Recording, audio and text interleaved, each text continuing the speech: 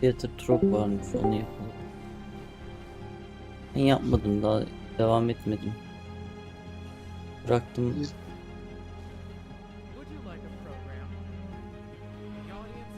Neden Akson? İyi geceler dedim. Çıkıyorum. İyi geceler. Hadi görüşürüz, iyi geceler. Ve Bir de bugün için kusura bakma öyle. Eleman beni yani. gerdi, sinir etti Rock. O yüzden biraz keskin davrandım ama genel anlamda seninle alakalı değildi yani. Herifin söylediklerini duydum. Hem çıkmıyor hem konuşuyor, gerizekalı mal mal. Hani tam şey eleman, toksik. Kaos yaratıyor. Öyle ama eline sağlık. Sonrasında Sıkıntı yok. iyi yaptık yani. Lan iyi oldu. Hadi görüşmek üzere. Hayırlı geceler. İyi geceler. Bay bay.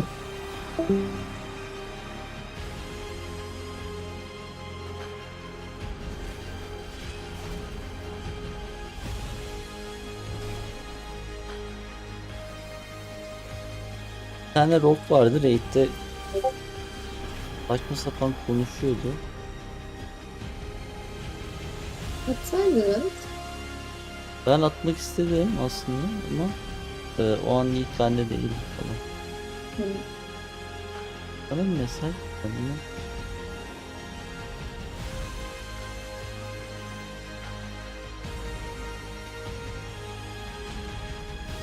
Ya ben sana Discord'dan bir şey yazmışım. Bana bir cevap versene, sadece ben yazmışım gibi kalıyor öyle. Discord DM'den. Bir dönüş yap da. Şey gibi olmuş. Ben Ne oldu yazmışım. ya? Discord DM'den. Bana mı dedin abi? Ha aynen.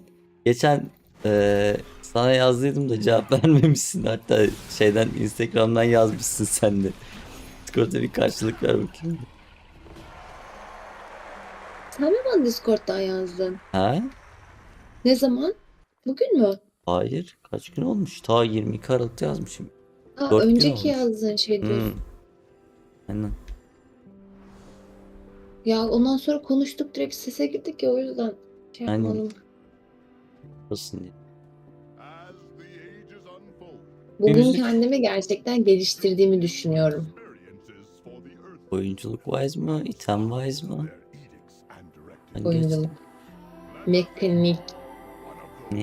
Dungeon'ları öğrendikçe zaten mekaniklere hakim oldukça zaten oyunculuk da bir tık daha ileri gidiyor. Otomatik olarak. Kafayı daha az mekaniğe yordun mu daha çok şey kalıyor sana çünkü. Klasına hakimiyet ayırdığın süre artıyor, fokus artıyor. Nerede ne geliyor bunu bilmedin mi? Kesinlikle. İdare eder diyelim diyor Ferrabus.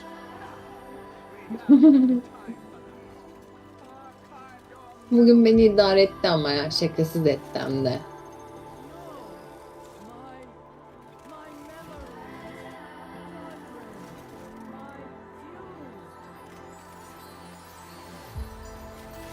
Yaz bir şey Discord'dan bana.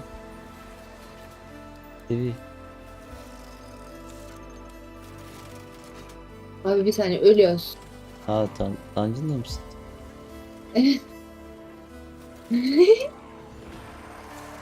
Lord Master'ın ne derse doğrudur. Keşke o kadar kredi verebilseydim ama işte.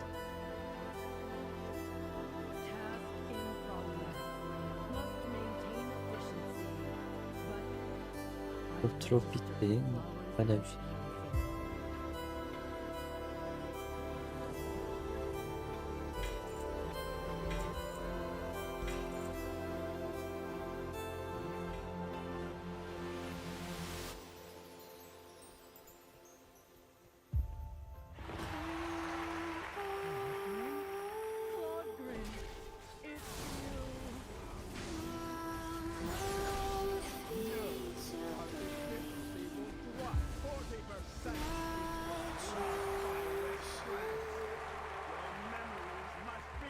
O ne? Anlamlı bir kalp koydun Ferrabus. Ya çok kötü yerde açtım ya, rezalet. Ne canavar çıktı.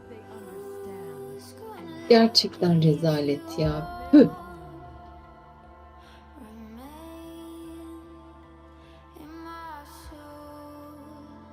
Get a room.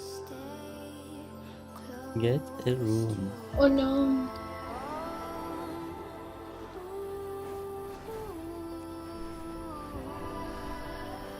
Bango sen beni kandırdın sanki galiba yanılmıyorsam. Dört quest'lerde göstermiyor şey.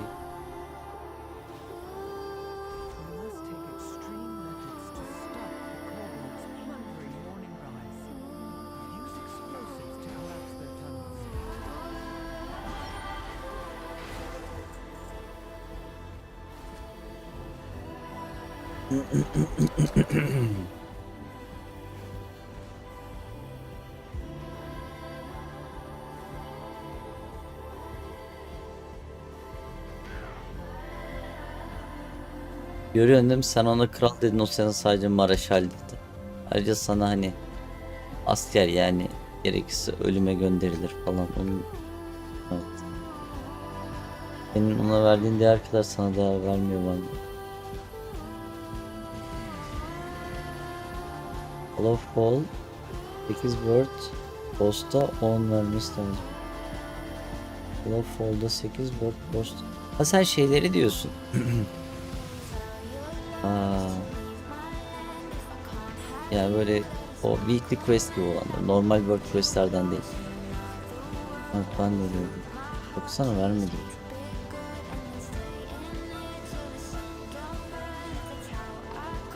Şurada Kordak world quest mi? Hadi bulduk. Tamam. Quest var. Oh.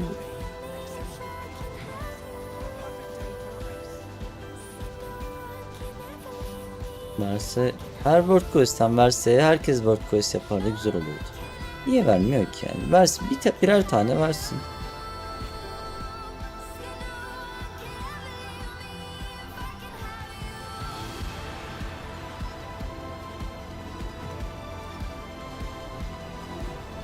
Bebek Thomas Sargeras PS transformuna bakar mısın? Güzel mi sence? Thomas Sargeras'ın transformları güzel.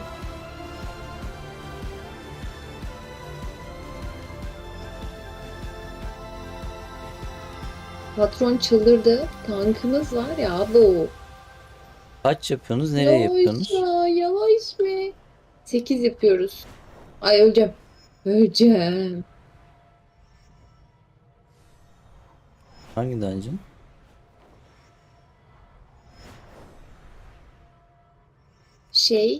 Threat.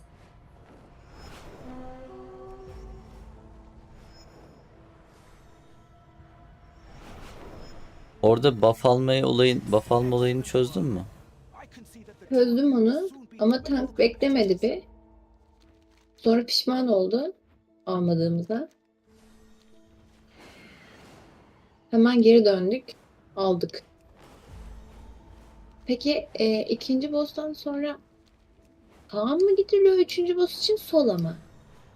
Sol merdivenden yukarı çıkıyorsun. Orada meydanda birazcık et kesebilir eleman. Evet çünkü %69'dayız biz. Yüzdenin çoğunluğunu oradan topluyor.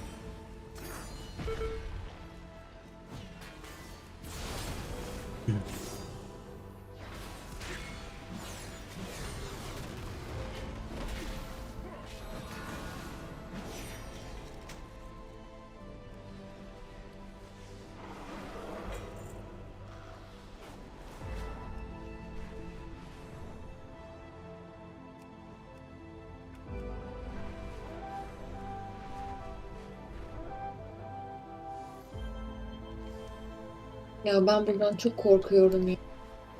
Bu üçüncü boss çok zor ya benim için.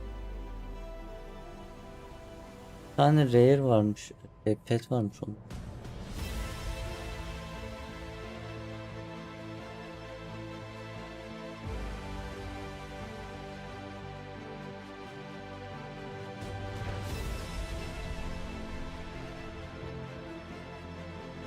Aa,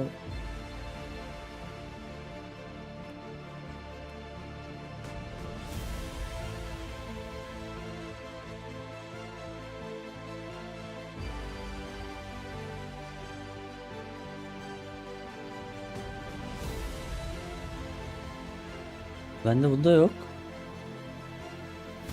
Ha, ha, collected miymiş? Ha, varmış mı? Niye öyle oldu?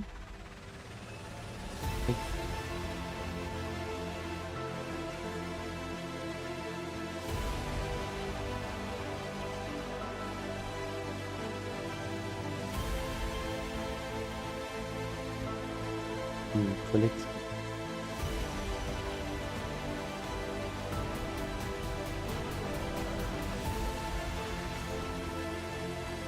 Savunuyoruz şey mi?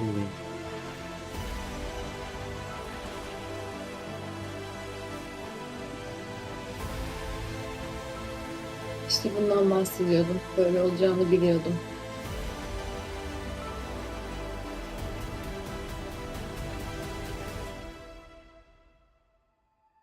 Boss'un AoE'lerine CD tutma.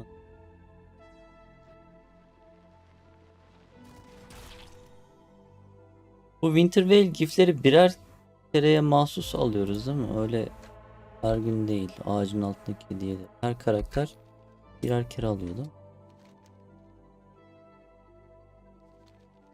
Değil mi?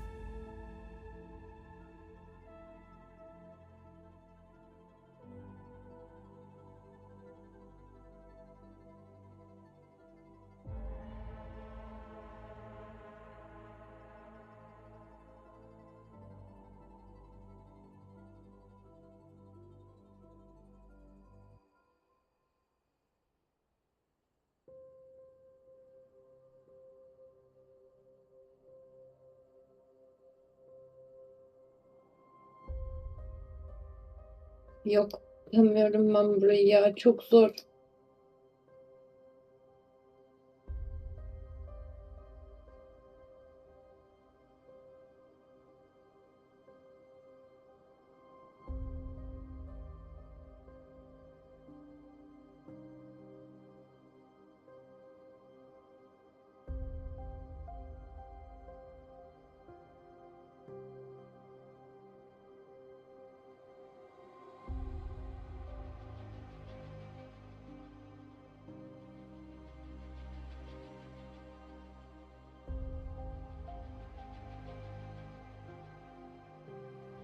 Yok, bu da yok. Petler sadece placeholder'mış. Gerçekte yokmuş. Oyunda değilmiş.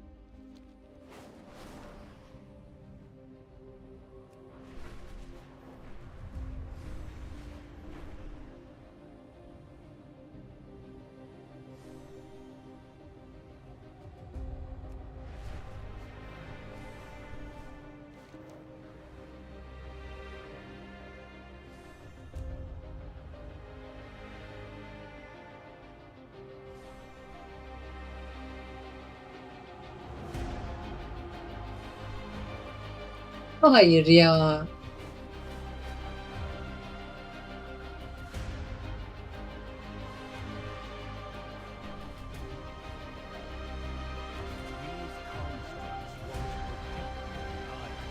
Defans bassanız da çiftli fiyat.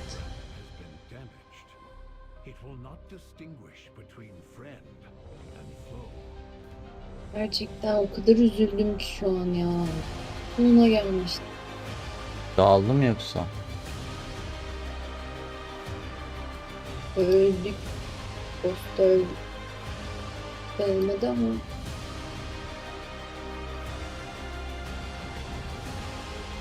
Gerçekten elimden gelen her şeyi yaptım. Bana 2'yi gördüğünüzde. 917k yıl atmışım şu fight'ta.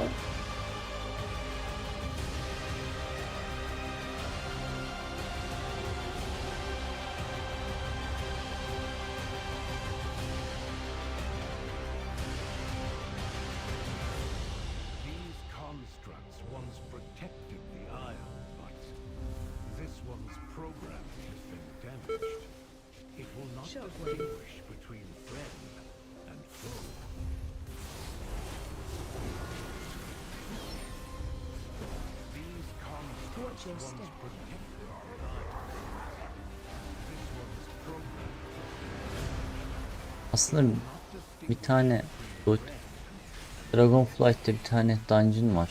Bunu yapmak lazım. Sonundan mount atılıyor. Bango gidelim mi ya acaba Doti? Ama ha senin oradaki dungeon mountlarından ihtiyacın olan yoktu herhalde.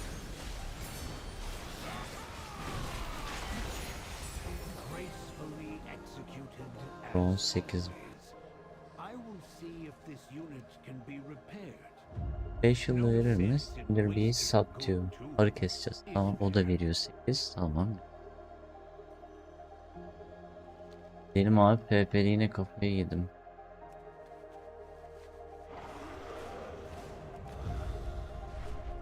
Şimdi.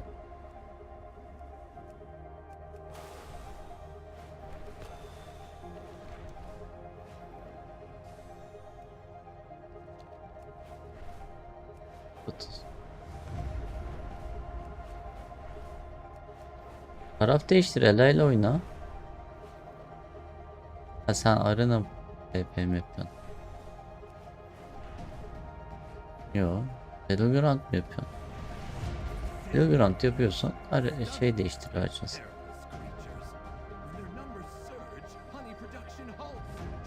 Boş ver ya, amaç için diyeceksin.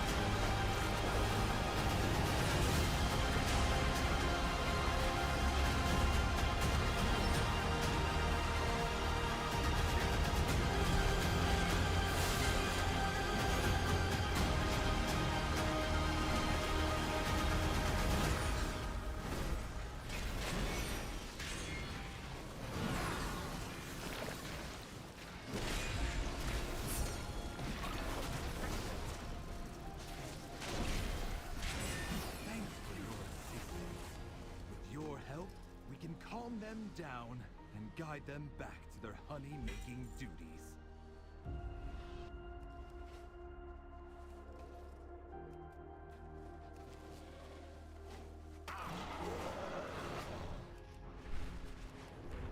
Bunlar bana vururken monta binmeye devam ettim. Kestim, interruptlayamadım.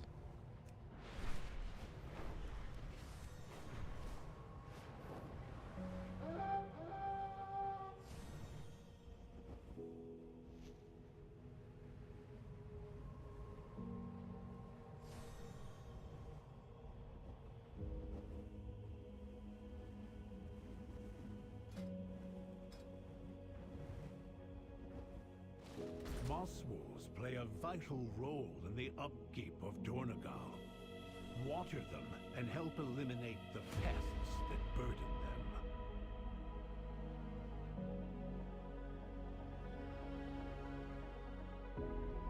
Allah'ım bir yardım et. Bu neydi böyle ya? Makro atacağım. Allah'ım yardım eyle diye bağıracağım yerden. Böyle bir Kestiniz şey mi? yok ya. Kestik ama yani Gora kalecisi oldu ellerim. Devam edebilirim şu an. Çok kötü.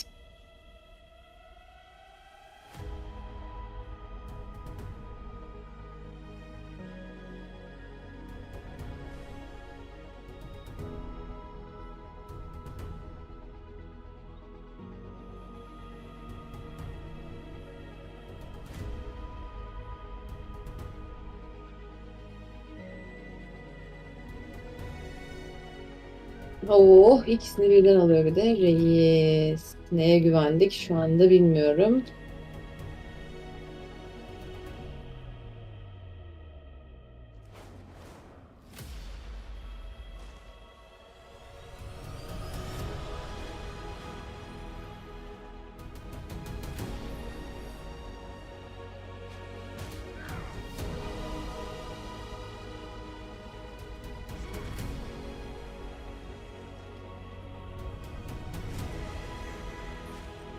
Nice. Great job.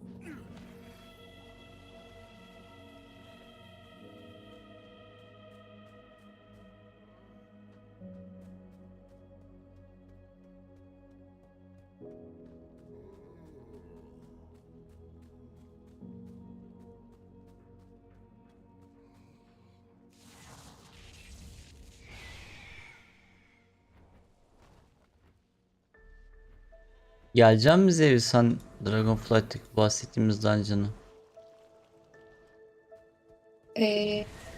Ya da çıkacaksın. Ben hiçbir şey duymadım dediğinize dair. Splendid. Dragonflight'ta bir tane dungeon var. Old Content Dungeon sonunda Mount And our lawns look as well kept as ever. Mount da biliyor. Bir gidip What the fuck? Ben öleceğim. Öleceğim. Help. Barış ne yapıyorsun lan aşağıda? Şey yapıyorduk abi. Tamam. Anladın. Kimle yapıyorsun? Ile. Eviyle. Tamam o yukarıda sen niye Ya o zaman orada aşağıdasın? ne olduğunu gördün mü? Neden öldüğümü gördün mü? Yok göremedim orada. Tank Canım da- alanı tremor silemi getirdi üstüme vurdurdu. Root'dayken. Arıyor yapmıştır. Sorgulamayacağım. Kesin vuruyordu. Kim yaptı? Tank. Nasıl yaptı onu peki? Niye oraya geldi Bana ki? doğru yürüdü. Bilmiyorum sebebini. Ortada tutacaktı orada. Tutmadı işte. Ya of, çok kötü şeyler oluyor şu an. Hiç cooldown'um yok. Allah'ını seven bir şeyler yapsın. Zaten Vay ya. time olmaz da bu. İmkanı var mı böyle bir şeyin? Yani Şey yok mu cooldown, sen görebiliyor musun? Yok. Tamam, öldüler zaten. Pardon, Bir saniye. öldünüz. Wipe alır ya. Yok, tank deniyor ama çok da şey değil. İyi değilmiş. O slam'i bana yedirdiği için böyle Ben orada düşünüyorum. verdim yok. Orada birazcık fikrim oturdu. Bir de bana bob atabilirdi. Neden atmadı? Şeyde protection'da yok mu artık? Almamış olabilir mi? Section'da bob yok değil mi abi? Hani o onsuz oynayanlar da var. Ha, olabilir. Ölmeyecek Vay be. ya. Vibe basınca.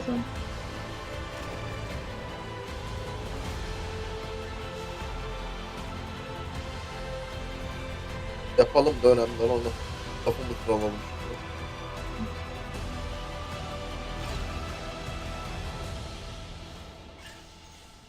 Sen ne yapıyorsun abi? Hey raid yaptık şimdi öyle pet quest tuttular. Oluyor. Yani old content dungeon'ı var, oraya gidelim diyorum. Bango ben gelirim dedi. Bir tane healer lazım zaten, o yüzden Zevi de gelirse.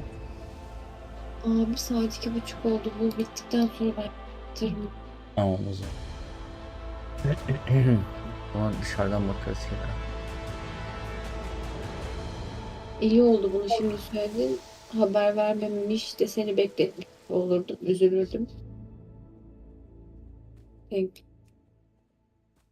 Peki bu paşam niye kalkmıyor acaba?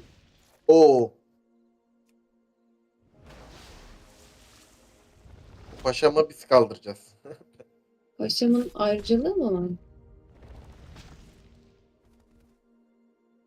Geçen onun dağarcığında bir adam yazdı biliyor musun? Bir warrior. Ölen bir adama. Sürekli rest atıyordum. Şey dedi, hayırdır dedi, sen dedi özel misin dedi. Allah Allah. Niye dedi kalk gelmiyorsun? Haklı. Bak, kalktı direkt.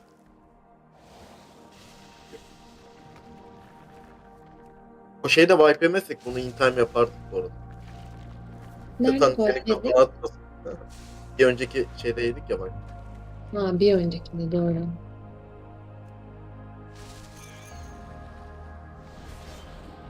Neyse daha iyi oldu boşver.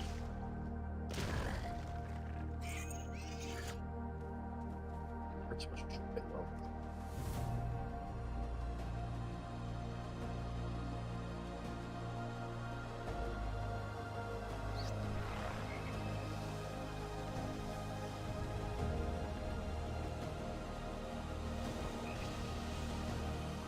AOE geliyor. Benim şeyim aç.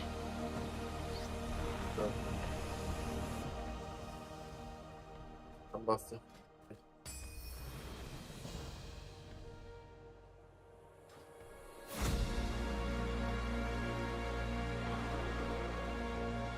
Portlara dikkat et. Bak gelecek şimdi. Orklar zaten çıtır çıtır.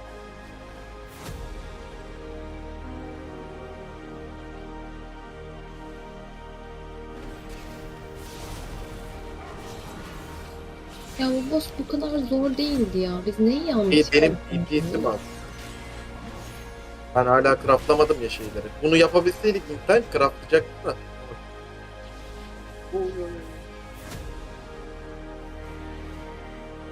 Bunlara bir... Hadi bekle.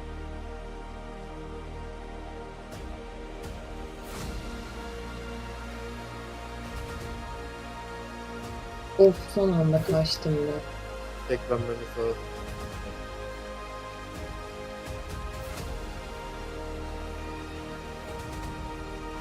Hayır. Öleceğim. Neyse ki dışarı itiyor da. Yok. Biliyorum.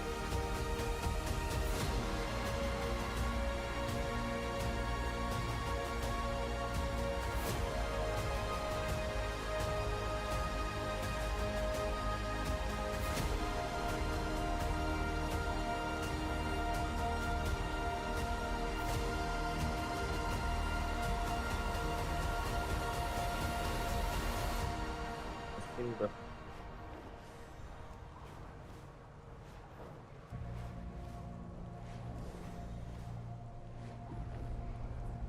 Şu an bir bu eksikti. Hadi.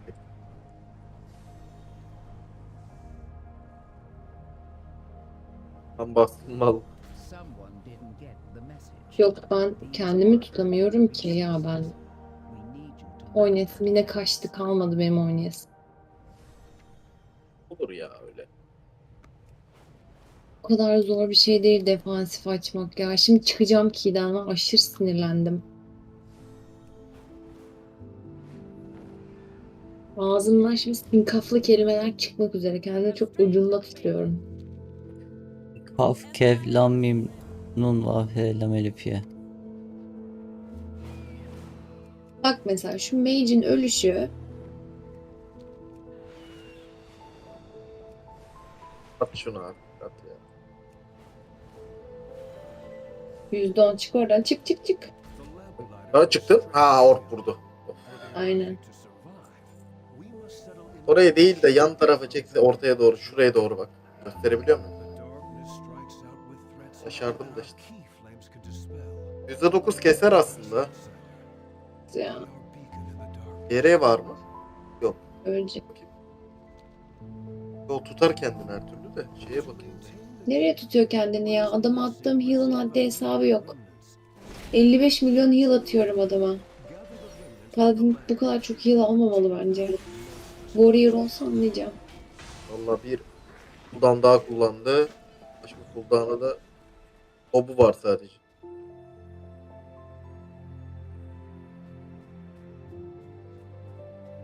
Tutamayabilir kendini bu. Lay of hand atar en fazla. Ha, şu an bir cooldown açtı. Tamam. Çıkacağım şimdi ya şeyden.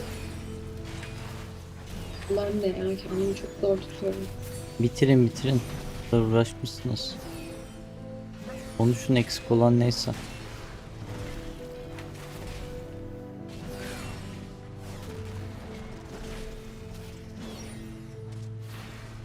Çok gerildim ya. Aşırı gerildim. Ya bu kadar zor değil. Gerçekten self defansif basmak. Ya aynı fight'ın içerisinde eğer ben 3'er dakikadan 2 defa Symbol of Hope çevirebiliyorsam senin en az 2 defa cooldown'la defansif basabiliyor olman gerekiyor. Basmıyorsan tabii ki öleceksin yani. Nasıl tutayım ya ben? Allah mıyım? Birle ders gidiyor. Niye burayı kesiyoruz şimdi? Bizde dolduruyor. Neden sonra hiç uğraşmayalım diye.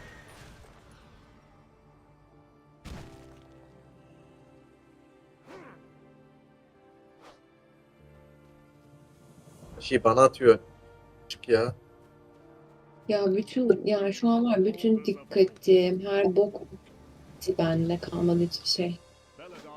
Yapısım da kalmadı zaten.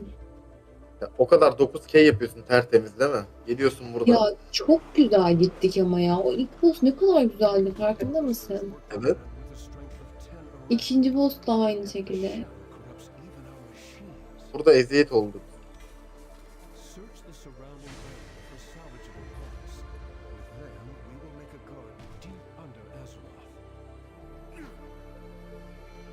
Ben nalet geldim ya. İstemiyorum yapmak.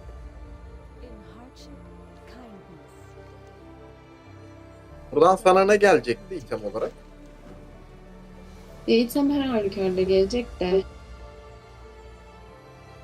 Gelirse. Şu eldiven.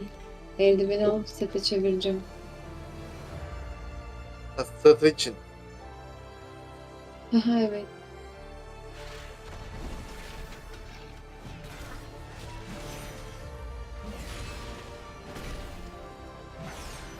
Hayır nalet olsun ya. Şimdi çekeceğim. Ninja pull yapacağım. Hadi hadi.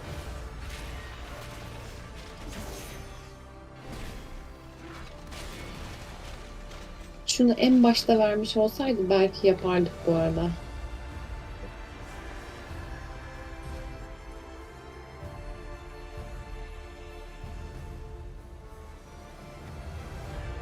Geldim.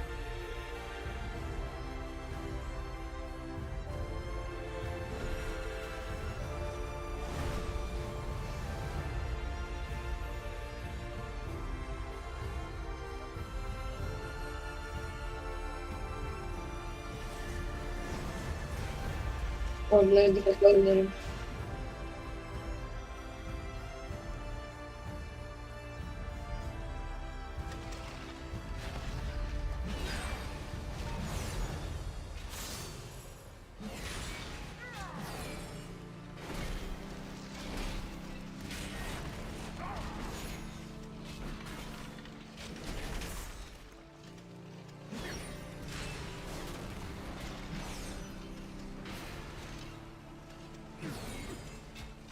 Eobi geliyor bak. Çıkacaklar mı bakalım dur merak ettim. Peki.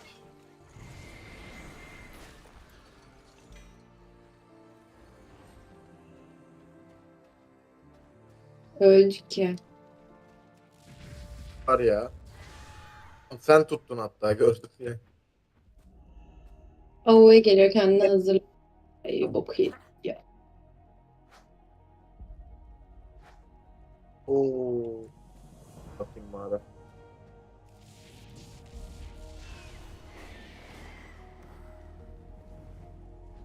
Benim chat dedim patladı. Eyvah. Büyük öldük yani. Bunu tutabilirsek bakayım senin kullanımın var mı?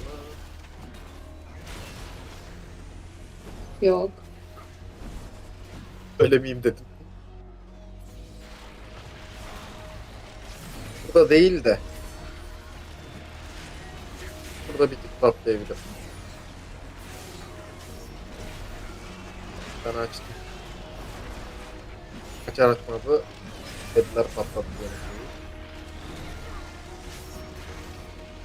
Atayım ya. Tek olmamız lazım. Onu istiyor. Evet.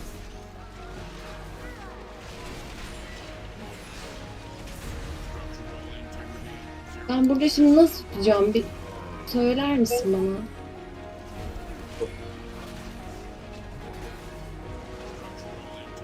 Bak gördün mü? Ya root'u kesmiyorsunuz ki. Root'u kesmiyorsunuz. Freedom atıversin Barış. Ya 3 o paladin oynamıyor. Totem atıyorum abi oraya da. Paladin atmıyor. Ya 3 tane orb geliyor kaktırıyor bana ya. 5 milyon ya. Buradan Canım like canım istiyor da 5 yetmiyor. milyon değil. Orplardan damage yememen lazım. Orplar nasıl Şimdi. vuruyor? Orplardan damage mi yiyorsun? Orb geliyor root'tayken bana çarpıyor. Aa evet. Root'tan çıktım. Kutu parçalamamız lazım. Şeyin amacı o zaten de.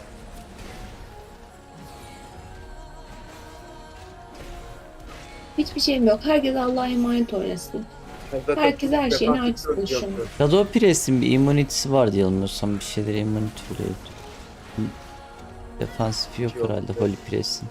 O defansif konusunda çok Var zayıf ya. defansifi ama bak yetmiyor ki. Boss bu kadar zor değil ya. Raid boss'u gibi oldu resmen ya. Gerçekten öyle oldu bu arada ya.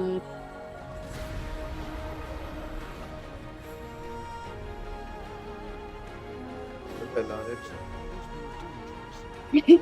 Ya çok stres oldum ya. Buradan 4 tane. Şununla tutar mıyım kendime? Baktım. Şunları.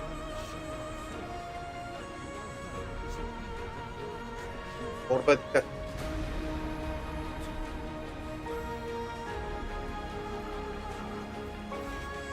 Boss bunlardan hangisi? Ne olur en az canı olan de.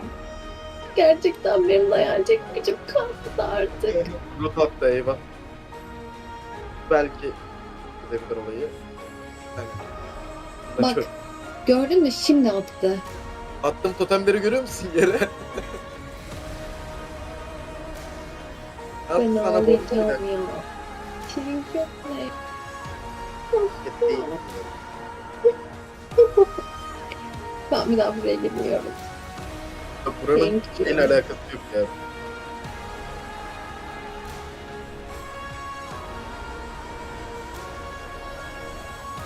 Cheers abi. Ben bir daha girmiyorum artık. Bitirdiniz mi? Use the torchlit with the sacred flame. Sinirlerim alt üst Inspire the oldu. Arathis' valor. Sen biraz uyu, biraz mental yenile. Halbuki sen kapta bıraksan iyiymiş ya. Böyle mutlu mutlu. Değil mi ya? Değil mi?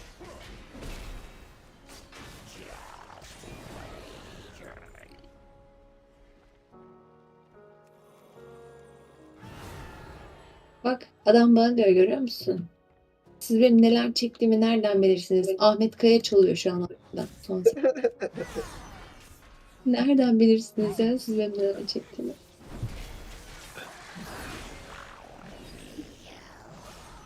Root kırarlar. Ya Paladin bana bir kere bile freedom atmadı. Şey Kırıntılarını almış mı? almış, Evet. en son fight'ta attı. O bittikten sonra attı canım, öldürdük artık orada. Evet, 3. wipe'ın sonunda artık attı. Ama Gelmem bir boss zaman alır ölmüştü. Bango ya, sen kes olmazsa. Karokta da bekleyen karakterim yok. Var mı don değil zaten. Çok yoruldum. şey. Adamı çileden çıkarttılar diyebiliriz. Gerçekten Ali aşırı abi. yorucu bu dungeon'ları. Alo. Bu Raid'in Hero yine 610 levelde alırlar mı? Hero'yu 610'la alırlar ya. Ama daha çok şu an şeye bakıyorlar. Yani daha önce boss kestim mi kesmedim buna bakıyor. Hmm. 7'den guild'ı dağıtmıyordu değil mi? İlla 8. Aynen 8'den başlıyor. Benim basiretim felaket bağlı. Ozan istiyorsan sen bundan sonra bir çıkmasın benimle girme. Yok bununla alakalı bir şey değildi ki. Seçtiğimiz adamlarda biraz sıkıntı. Benim DPS'im o kadar iyi değil. Raplamam lazım. O da var yani. Boss'un uzaması demek. Setin dikkatini dağılması demek. Ya bir de bu hafta boss haftası çok zor ya. Evet. Bütün bosslar aşırı derecede zor. Yani o mekanik defalarca kere tekrarlıyor. Manam kalmıyor. Sanıyorum bunu bir tek ben yaşıyorum. Yani öbür türlü daha çok insan deli gibi çat çat ancına girmiyordur. Girmezdi. Ama benim manam yetmiyor yani bana. Evet artı 15'leri kuruluş kafayı yapıyor. Ama item level'ları çok fazla adamların. Ben 616'dan yukarı çıkaramadım ki. Tabii canım o önemli faktör. Zaten 616 ile 630 arasında iki katı durability, mana regeneration, Değil mi? spell power her şey fark ediyor. Yani Küçümsenmeyecek derecede güçlü oluyorsun. Mesela bu Mesela artı 8'leri görsel- falan tek elinle yaparsın yani. Öyle bir cihirle. yani şimdi bakıyorum benim versem 3K. Bu demek oluyor ki kendi kendime azalttığım damage bu kadar %2. Ama Yani senin bir de bunu- Ancient'ların eksik ya. Ancient da yapman lazım. işte. Stat olarak. Aynen. Ama işte tam değiştirmeden yapmak istemiyorum. Çok pahalı değil ya Ancient'lar. Gayet. Bugün silahımı atlayacağım diye sanıyorum bir 15K falan harcadım. Diyor ya. Paranın da gelmesi lazım bir yerden ya. Gelmiyor. İtem bir süre sat. 17K param kaldı bak. 17.600. 609, 60, 78 kaparım var. Valla sezon 2'ye kadar bu beni götürür. Sezon 2'de de artık ot toplarım. Ne yapayım Burada para getiriyor mu ya? bilmiyorum. Daha çok klot topluyorlar.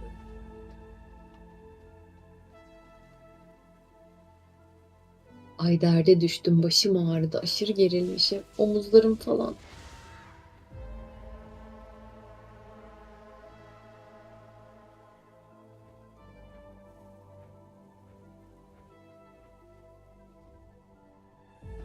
Ben kaçıyorum. Kendinize çok iyi bakın. İyi Görüşmek Haydi üzere, iyi kendine iyi geceler.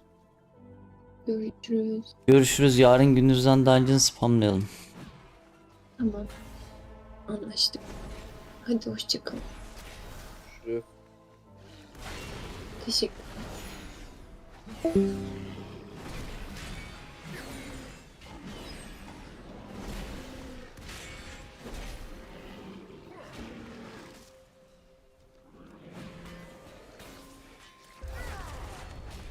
kaç level oldu abi? Ne? Allah. 620 ya. İyi. Bugün görev mi geldi yeni adaya? Yeni 3 tane World Quest gelmiş. Nagaların Invasion'ı var. O yüzden 1-2 tane yeni quest var. Daily quest. Yüzüğü atladım diyordu çünkü şey. Yeni yüzük. Fighting level atan quest var. Eklasın ya.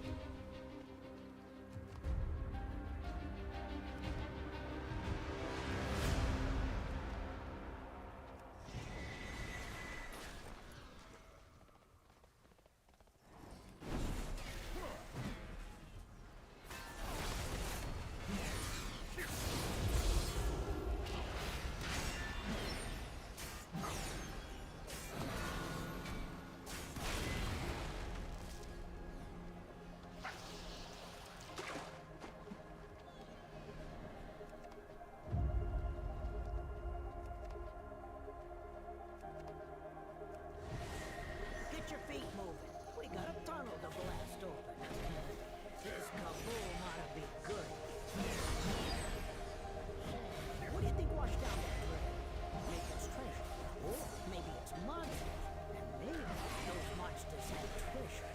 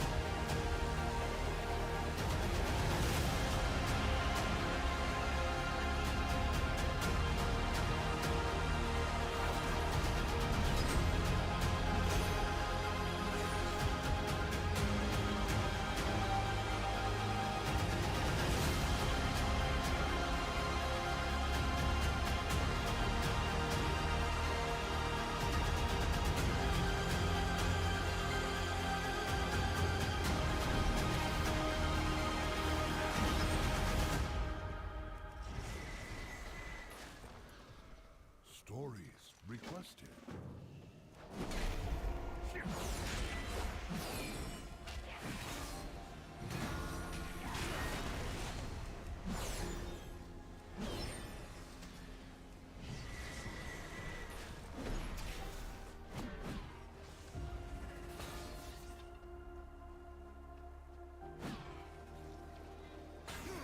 Start your engines!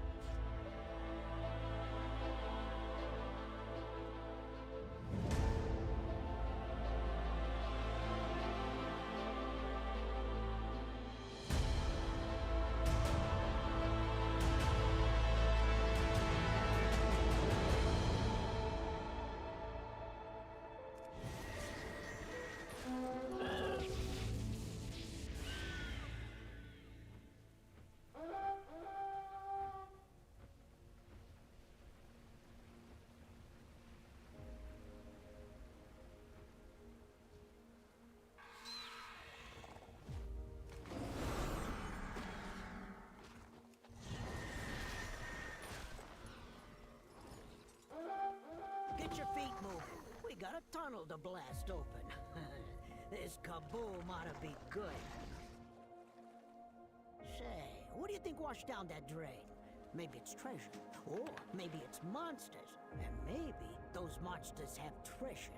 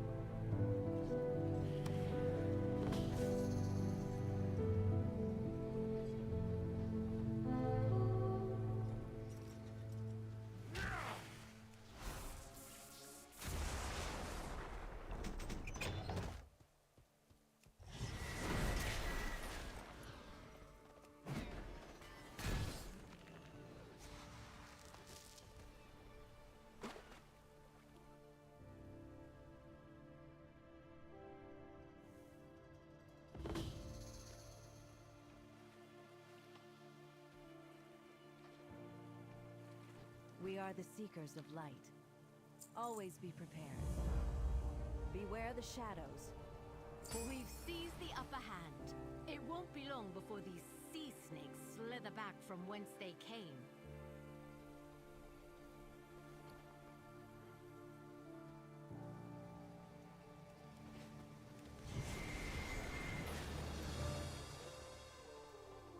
In hardship, kindness. Walk in the light.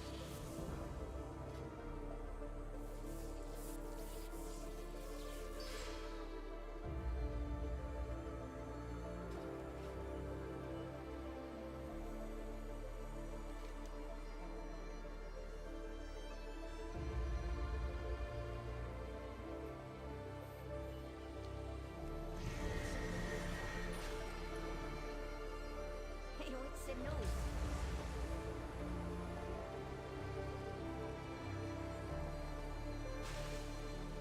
İsimde bir kesilme oluyor mu şu an konuşurken de? Pazartesi, salı, çarşamba, perşembe, Yok. cuma, cumartesi, pazar. Herhangi bir şey yok. Ses duyarlılığıyla alakalı bir şey.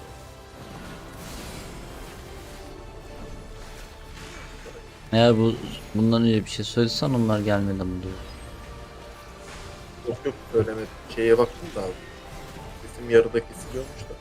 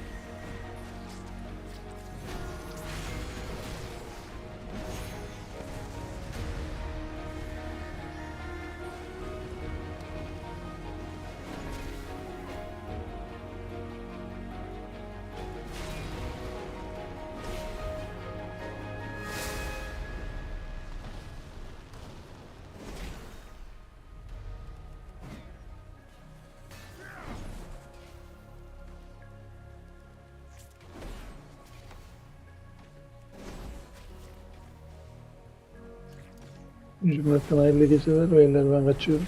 Haydi sağ olasın sana da. Allah'a görüşürüz. Görüşmek üzere. Görüşürüz abi, kendine iyi bak.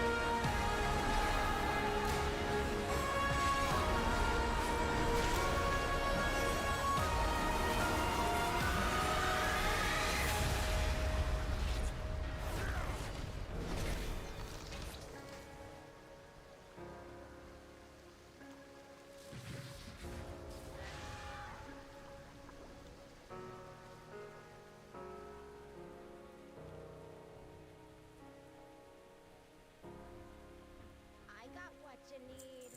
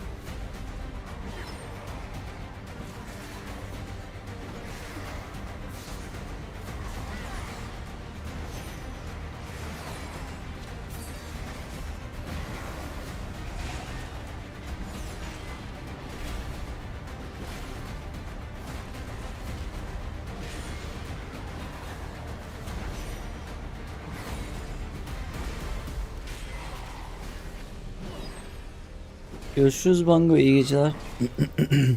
Saat kaç? Evet, bravo.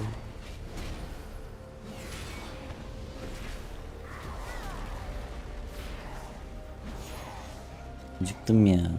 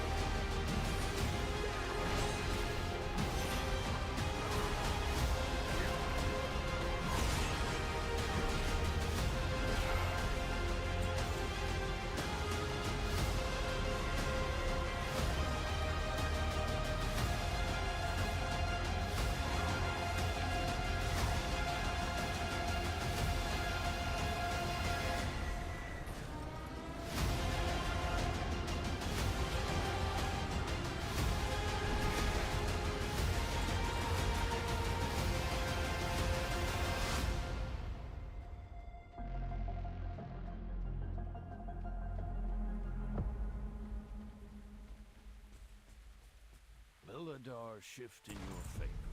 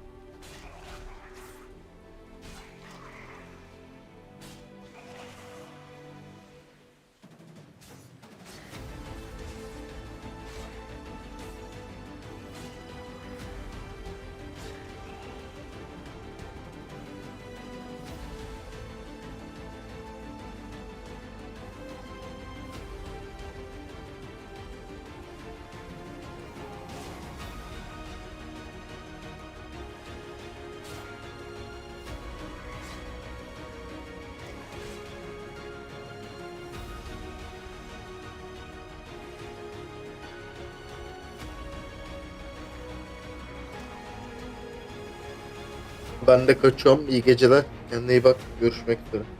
Tamam bakalım.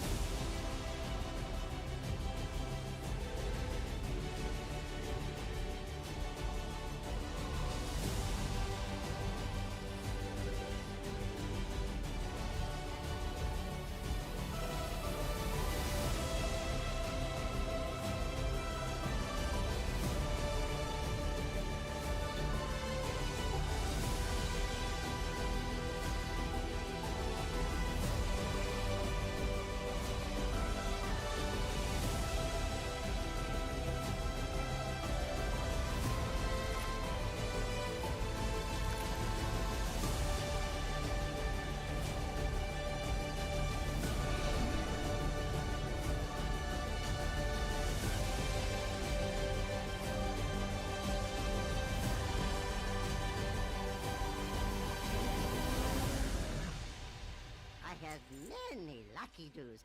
You like?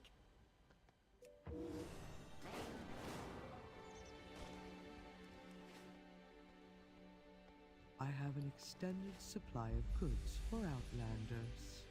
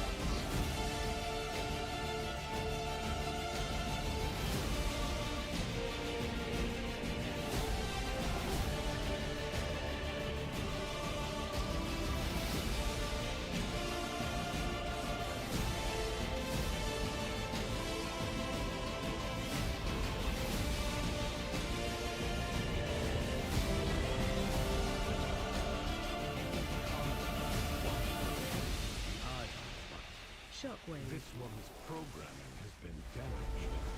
It will not distinguish between friend and foe. Watch your step.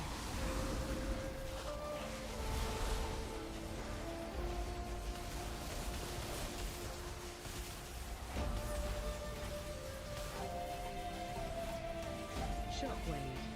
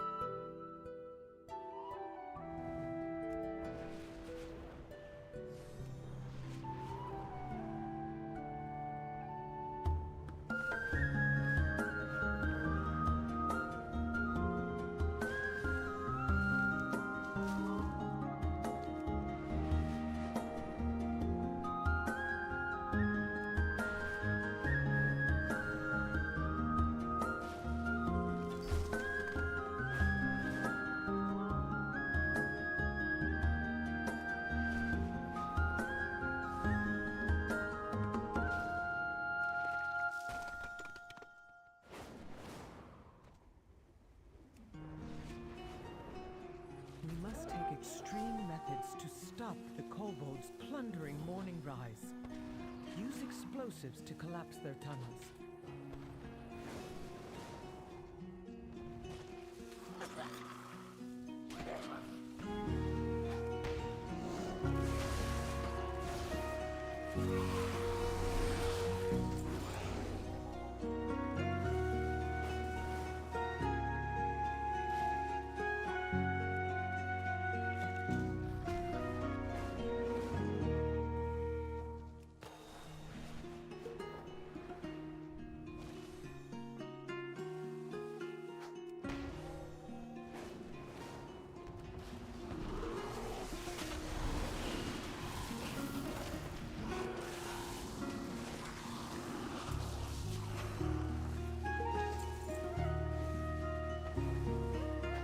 Hopefully that will finally deter them. If I have learned anything, it's that kobolds always come back.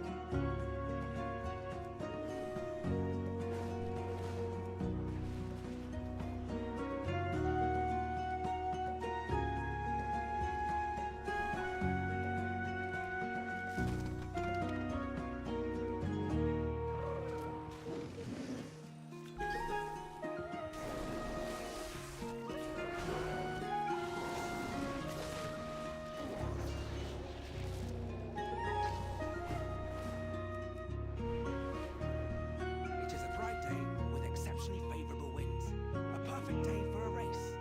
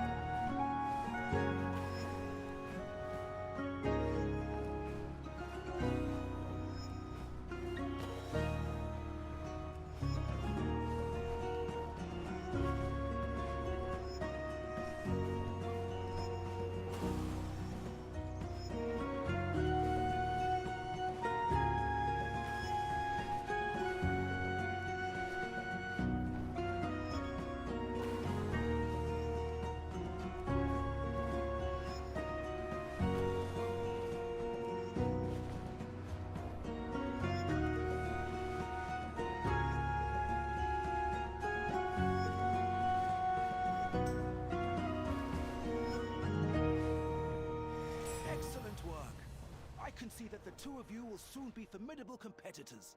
The waters flow once more.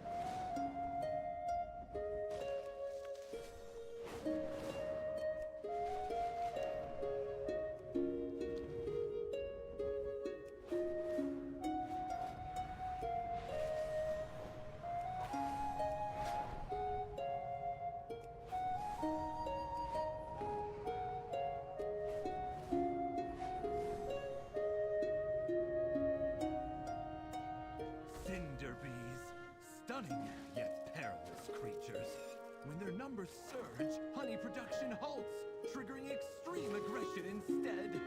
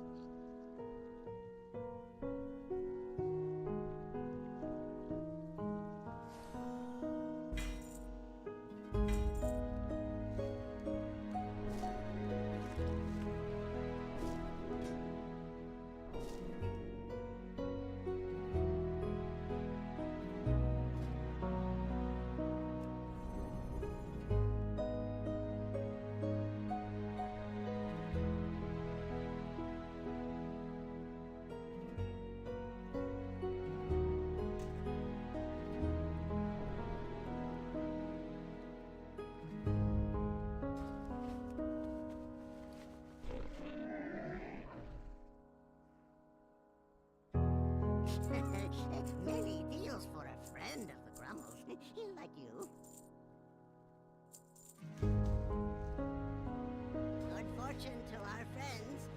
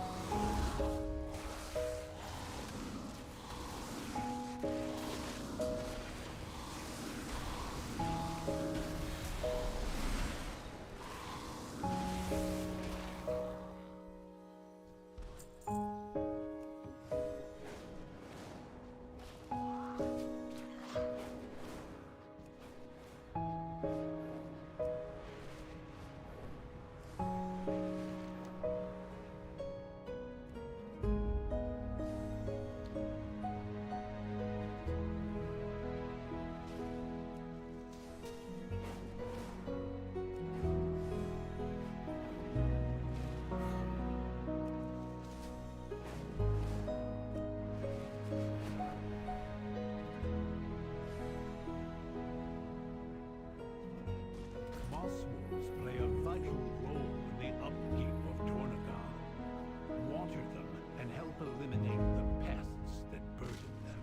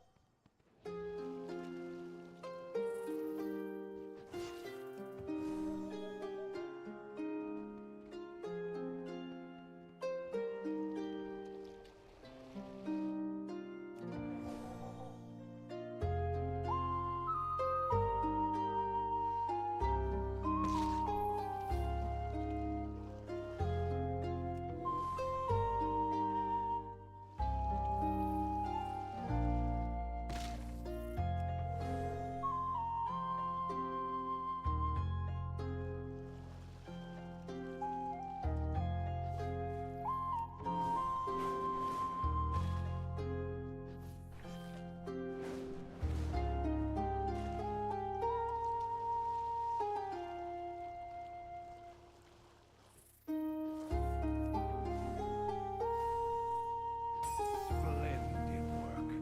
The moss wolves look quite content, and our lawns look as well kept as ever.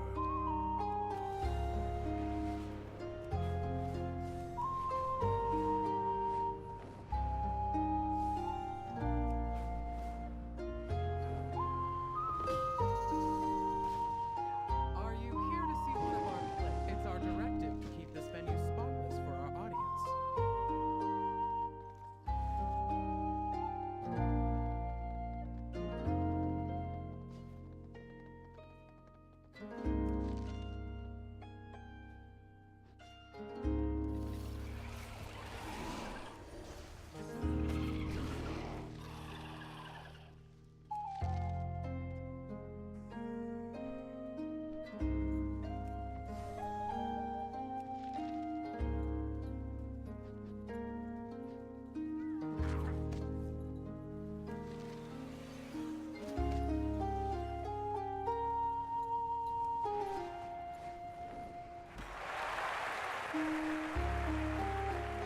Down in front.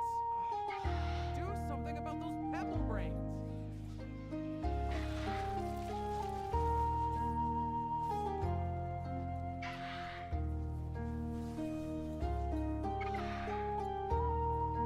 We've been rehearsing for just this moment. Time to seize it.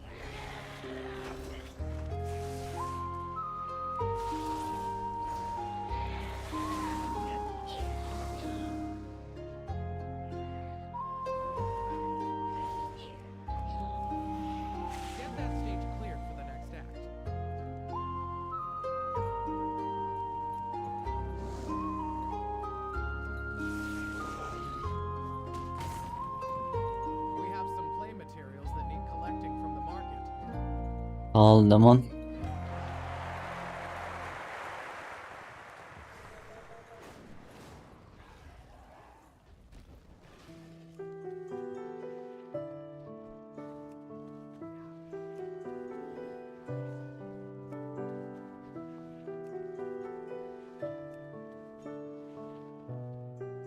We cannot let our audience be louder than the show.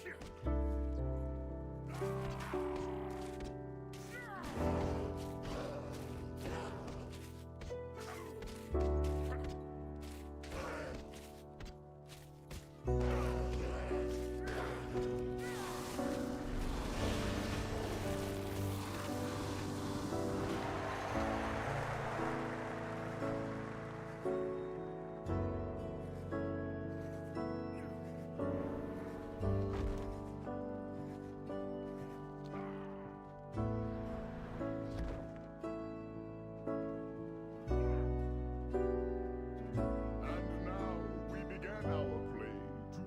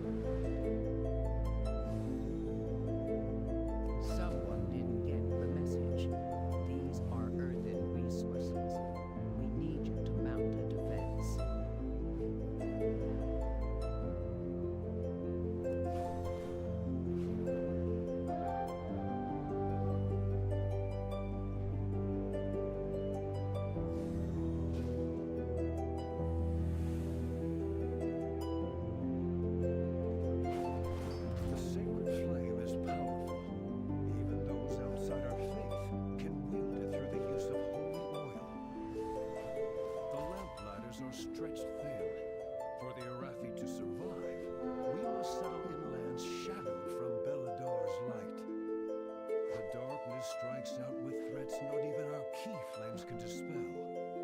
Aid us, outsider. Be our beacon in the darkness.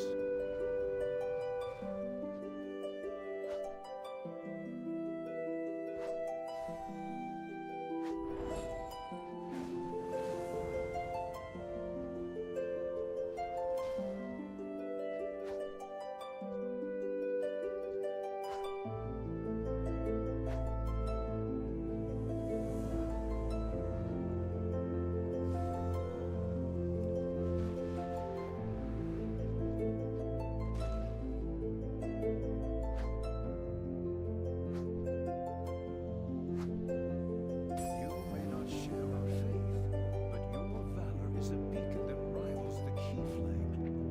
You have our gratitude.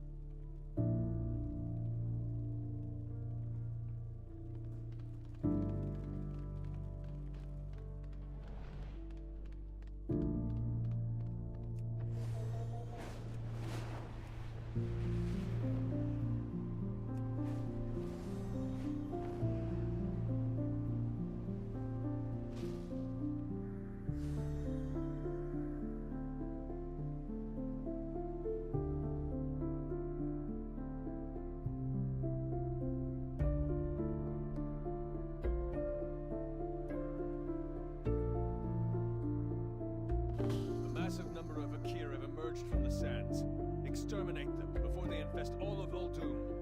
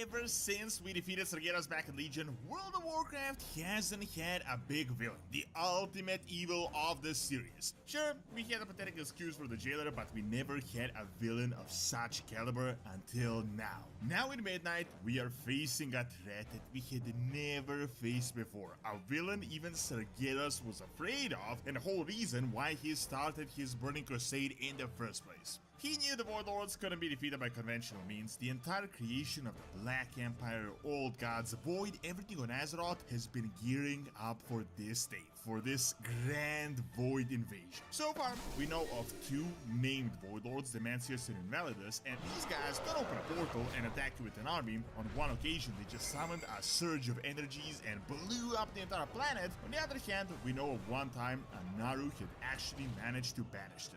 The Naru and the Light are returning at Midnight, but so is Demantius. So how do we even fight a villain like this, and do we even stand a chance?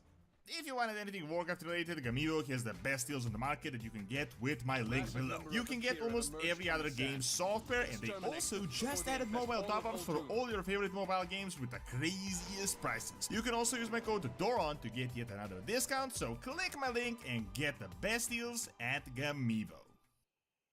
Ever since we defeated Sargeras, you gotta admit, WoW never really felt like it had a big bad, a big ultimate villain threatening our very existence. After that, we got faction wars, afterlife dragons, but it didn't feel anywhere close to the threat Sargeras and the Legion were, especially as they had all been built up since Warcraft 3. There was potential with a big threat with the jailer and the way he was up behind everything, but you all know how that ended. However, it looks like, by the way things are going right now, we are going to get something like that once again. The Void Lords have been built up for over 10 years by this point, and the existence of the Void as a force was present since day one of World of Warcraft. By all the logic, the Void is a much bigger threat than Sargeras and the Legion ever were. Keep in mind, Sargeras only created the Legion and did what he did in order to fight the Void Lords. So yeah, we have celebrated a bit that we defeated the big bad Sargeras, but we really did ourselves a terrible disservice. While Sargeras was of course a planet-destroying madman, most of his army was actually on the front lines fighting the Void army all across the universe. That was his primary goal. Since we had shattered his regeneration engine and broke the demonic army, the Void has had its hands completely free,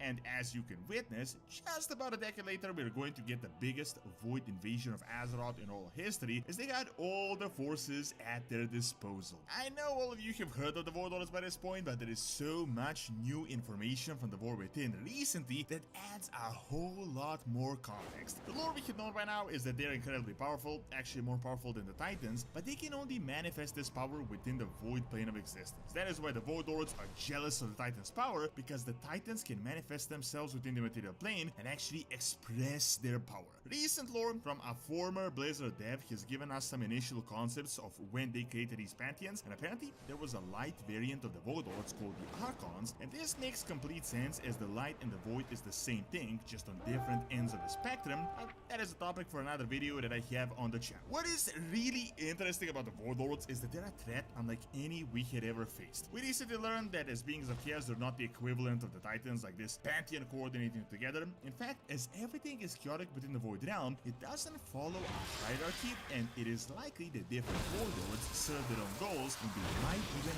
fight against each other. It is entirely possible that one Void Lord might even help us against the other, for example. However, recently we got yet another name. We don't know how many actually exist in total, but currently we know of 2, Demantius the All-Devouring and Invalidus. We can see in both of them in their tiny avatar forms, one on Outland, the other on Draenor. Now, based on the recent Warcraft lore, it appears that Demantius the All-Devouring is the one that is behind what is currently going on, and he is after Azeroth. It is entirely possible that they could be working together, but we know for certain Demantius is at least one Void Lord that is behind this upcoming invasion. What recent information revealed was that Demantius is the actual master of Xal'atath, and he was actually present on Azeroth at some point in ancient history, very likely in some avatar form as well. We learned that at the peak of the Black Empire on Azeroth, Demantius and Xal'atath were there together, and as a loyal servant, he granted her a staff known as the Void Song, an incredibly ancient weapon even for that ancient time.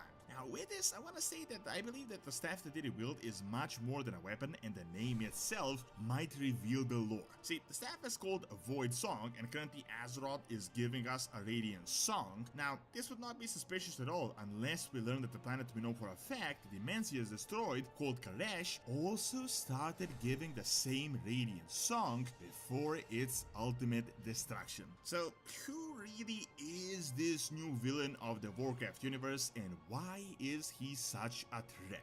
Interesting enough, we have two documented planetary invasions executed by Dimensius himself, one that failed and one that was successful, and the third one is in progress right now, and both of them revealed information for what is going to happen in Midnight.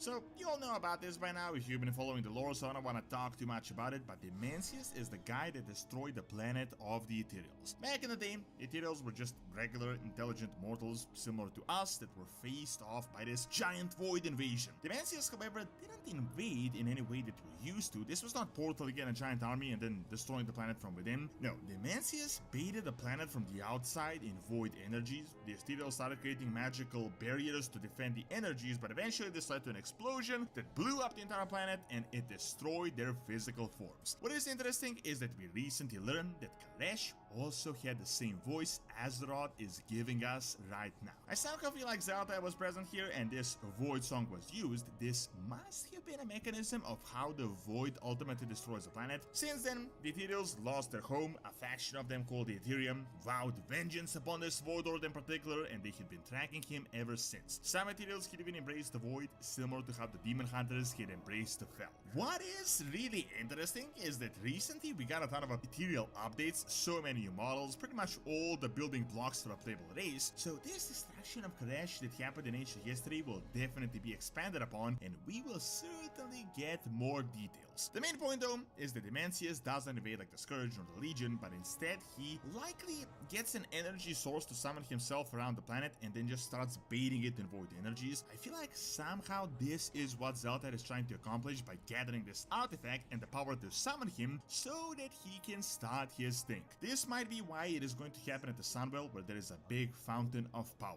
Sunwell is likely not going to be the broken shore portal where the Void army is going to march in, but just a way to get things going for Dimensius. We know of how he destroyed the planet once, but we also have another documented invasion of a planet, and interestingly enough, it is tied to the Sunwell. So we know about a time where Dimensius failed and the people were saved. See, at one point, the Grand Void Lord decided to do the same thing to a planet called Karkora, but a powerful Naru stepped in and saved the day. The Naru blew itself up in a gigantic holy nova and expanded all its life force. This surge of the light completely banished Dimensius, and Karkora was saved. I don't know if you're connecting the dots here, but this is so obviously telling of what is going to happen to us in Midnight.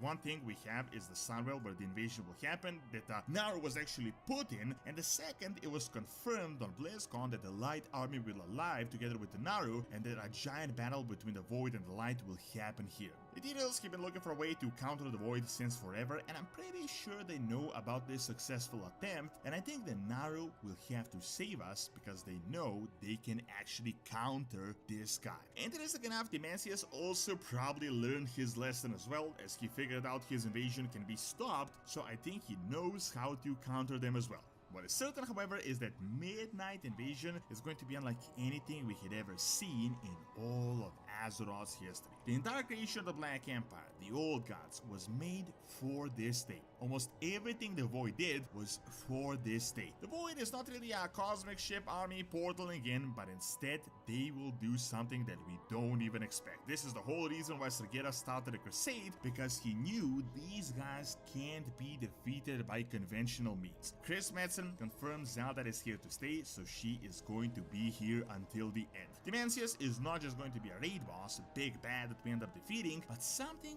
very sinister, unexpected, and his ultimate defeat will lead into the Titans returning, which is going to be one crazy time for Azeroth. Thank you for watching. Check out my video on evidence for playable details by clicking on the screen.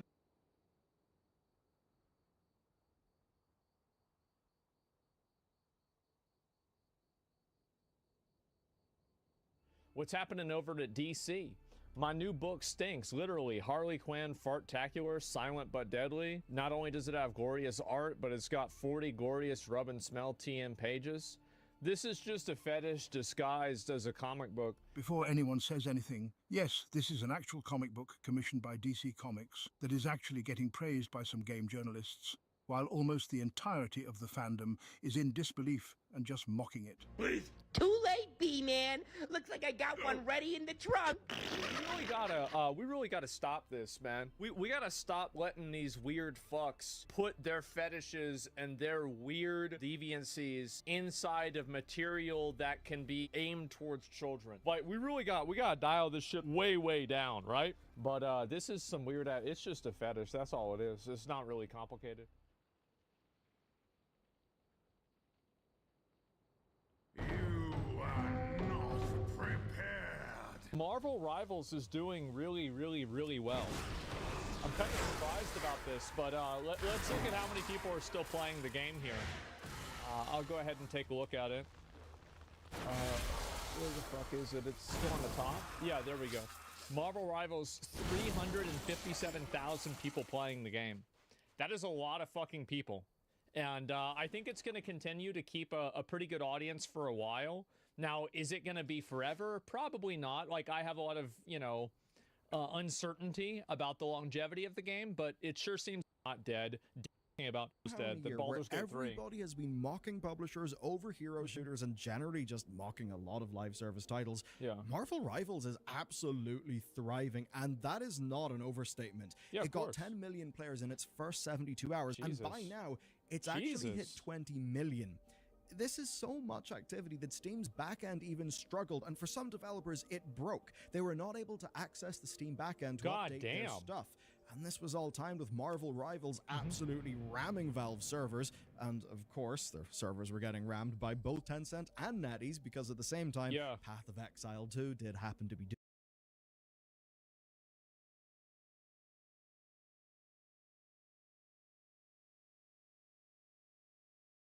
You know what? Rub some dirt in it, you'll be fine. Does that hurt at all, Lewis? Only when I breathe or swallow. Oh! What's that all about? When the Zonktown driver whacked me in the throat, he contused my larynx. The doctor said I should be better in a week or two. You're gonna sound like that for 2 weeks? Yeah, give or take a couple days, but he said it's gonna get worse before it gets better. I can't wait for it to get worse. It's a little disturbing. You crazy, Chief? This is entertaining as hell. Hey, do the movie trailer voice for him. Oh. In a world full of fear, where right is wrong and up is down, one man has the courage to take on the system.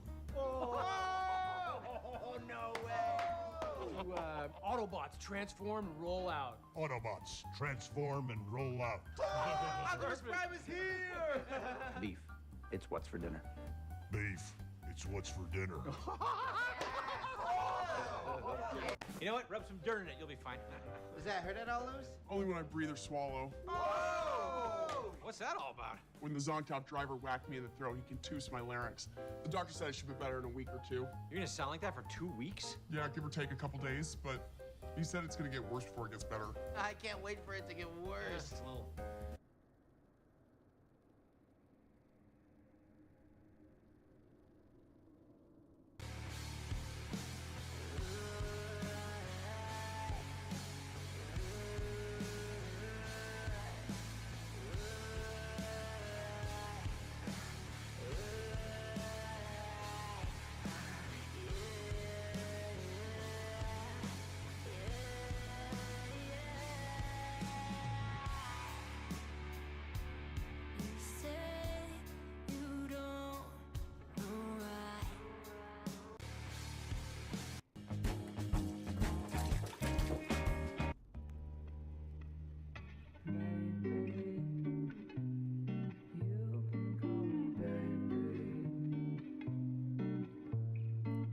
As soon as this guy strikes the little ball, it shoots off like a bullet and reaches incredibly high speeds. This is called Farmer's Golf.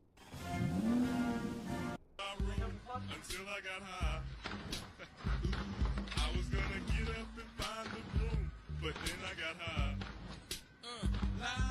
My room is still messed up, and I know why. Why, man? Yeah, cause I got high.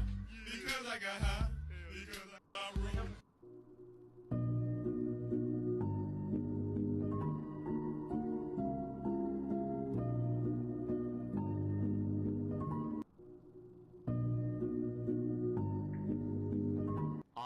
yaptık çok beddua alan iş değil mi ya? Benim evin su tesisatı bozulmuştu. 4 ayrı usta çağırdım. Paramı aldı halledemeden gitti. Belediyede çalışan tesisatçı bir abi vardı. Para bile almadan bir... This pilot was told that 6 F-35s were flying past him, and his reaction was priceless. Blue Streak 5509, flight heading 200.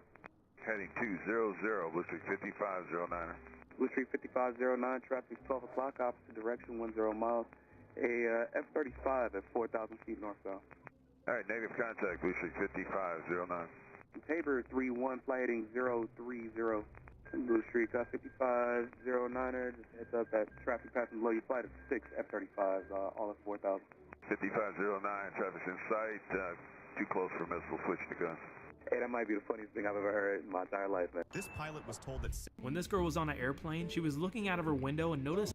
Do I prefer e-girls or eye-ladies? Okay, what the hell is an eye-lady? Eye-ladies, nuts on your chin. Bam! Oh, damn it! Oldest one in the book. Damn it. Absolutely annihilated. Do I prefer e-girls or eye-ladies? Okay, what the hell is an eye-lady? Eye-ladies, nuts on your chin. Bam! Oh, damn it! Oldest one in the book. Damn it. Absolutely annihilated. Do I prefer e-girls or eye-ladies? Okay, what the hell is an eye-lady? Eye-ladies, nuts on your chin. Bam! Oh, damn it!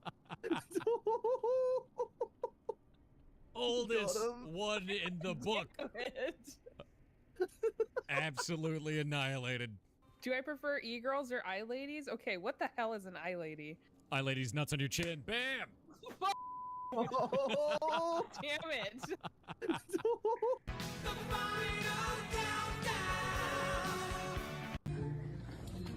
Three, two, one, action! Nice. It's good. Now drawing shadow and cheers! Perfect. I'm going to the kitchen now. Into the fire. Fire. All right. Cross the fish. What? Fish. Good. Slice. Dish. Good job, Daiji. I see you running. You got this.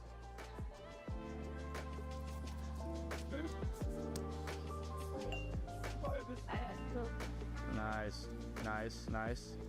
Good, good. Okay, coming down. Good talent. And straight shut down. Whoa. Swinging around.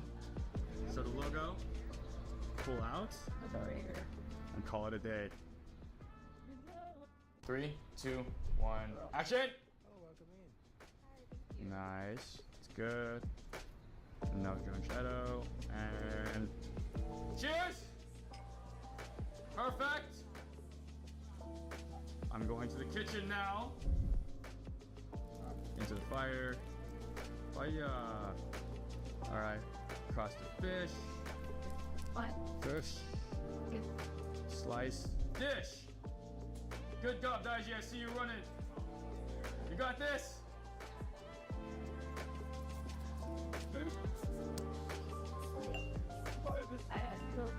Nice, nice, nice. Good, good. Okay, coming down. Good talent. And straight shut down. Whoa. Swinging around. So the logo. Pull out. And call it a day. 3, 2, 1, action! Nice. It's good.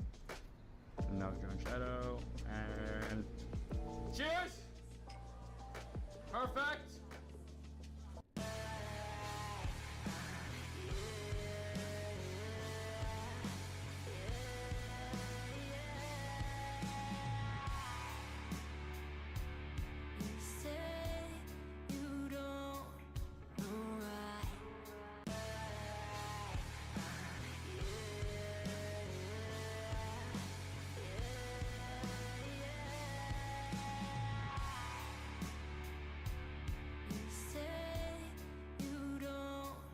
Sonunda akıl etmişler.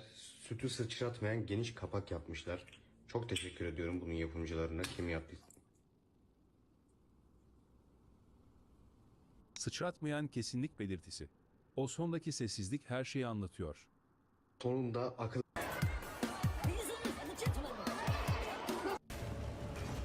But for just doing these guys, it's probably better to have the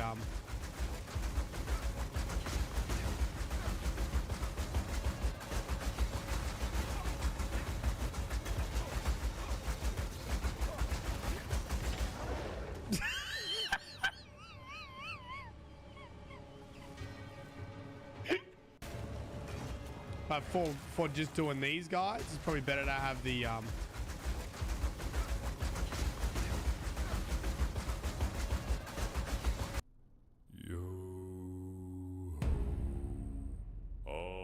Vurun lan!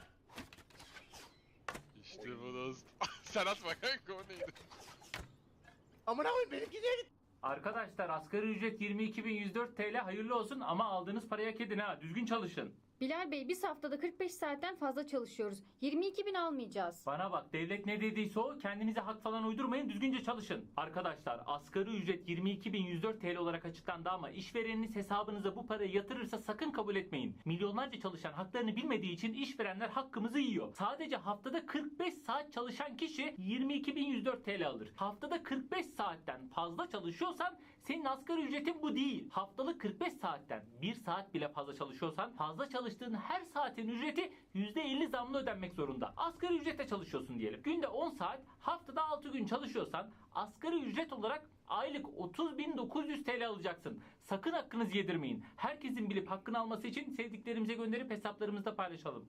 Arkadaşlar asgari ücret 22.104 TL, hayırlı olsun ama aldığınız parayı hak edin ha. Düzgün çalışın. Bilal Bey, biz haftada 45 saatten fazla çalışıyoruz. 22.000 almayacağız. Bana bak, devlet ne dediyse o, kendinize hak falan uydurmayın, düzgünce çalışın. Arkadaşlar asgari ücret 22.104 TL olarak açıklandı ama işvereniniz hesabınıza bu parayı yatırırsa sakın kabul etmeyin. Milyonlarca çalışan haklarını bilmediği için işverenler hakkımızı yiyor. Sadece haftada 45 saat çalışan kişi 22.104 TL alır. Haftada 40... Bu videoyu ne zaman görsem gerçekten içimi dağılıyor. Arkamda Lamborghini'nin ortadan somunlu jantını çıkarmaya çalışıyorlar. Normalde yüksek bir torkla torklanıyor. Bunları çıkarmak kolay değil ama gördüğünüz gibi birçok şey deniyorlar. En sonunda açamayınca jantı kesip çıkartıp bir şeyler başardıklarını sanıyorlar. Ama büyük bir hata var burada. Yüksek tork yüzünden açamıyor olduklarını sanıyorlar ama aslında durum bu değil. O kapağın içindeki Lamborghini amblemini söktüğünüz zaman o plastiğin altında bir kilit var. Lamborghini'den orijinal aparatını aldığınız zaman aparatın ortasında bir çıkıntı olduğunu görürsünüz. Bu çıkıntı içerideki mekanizmaya bastırıp o kilidi açıyor. Yalnızca o aparat taktığınızda, o kilidi açtığınızda dönmeye başlayacaktır. Burada doğru aparatı kullanmadıkları için deniyorlar, açamadıklarını sanıyorlar. Endüstriyel bir matkapla açmayı deniyorlar. O da açamıyor. Açamaması normal, dediğim gibi kilitli ve sonunda jantı kesiyorlar.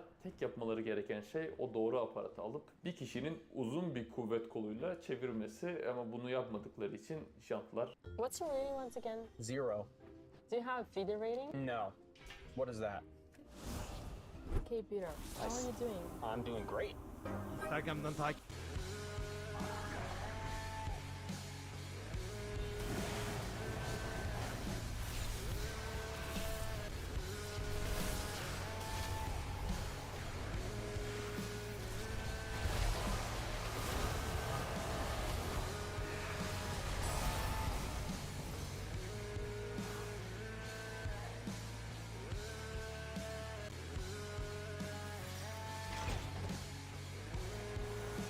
Would you rate this guy on a scale 1 through 10? Kaç kilosun? 39. En son neden 39'a set attın? Körlü 40'la atıyorum. 39'da atmadım. 39'da herhangi... Sizin memleketler ne bu arada? Artvin. Eskişehir. Çok iyi. Evet, Eskişehirliyim ben. Çok yurt dışı havası veren bir şehir. Küçük Amsterdam. Hı hı. Kaç kilosun?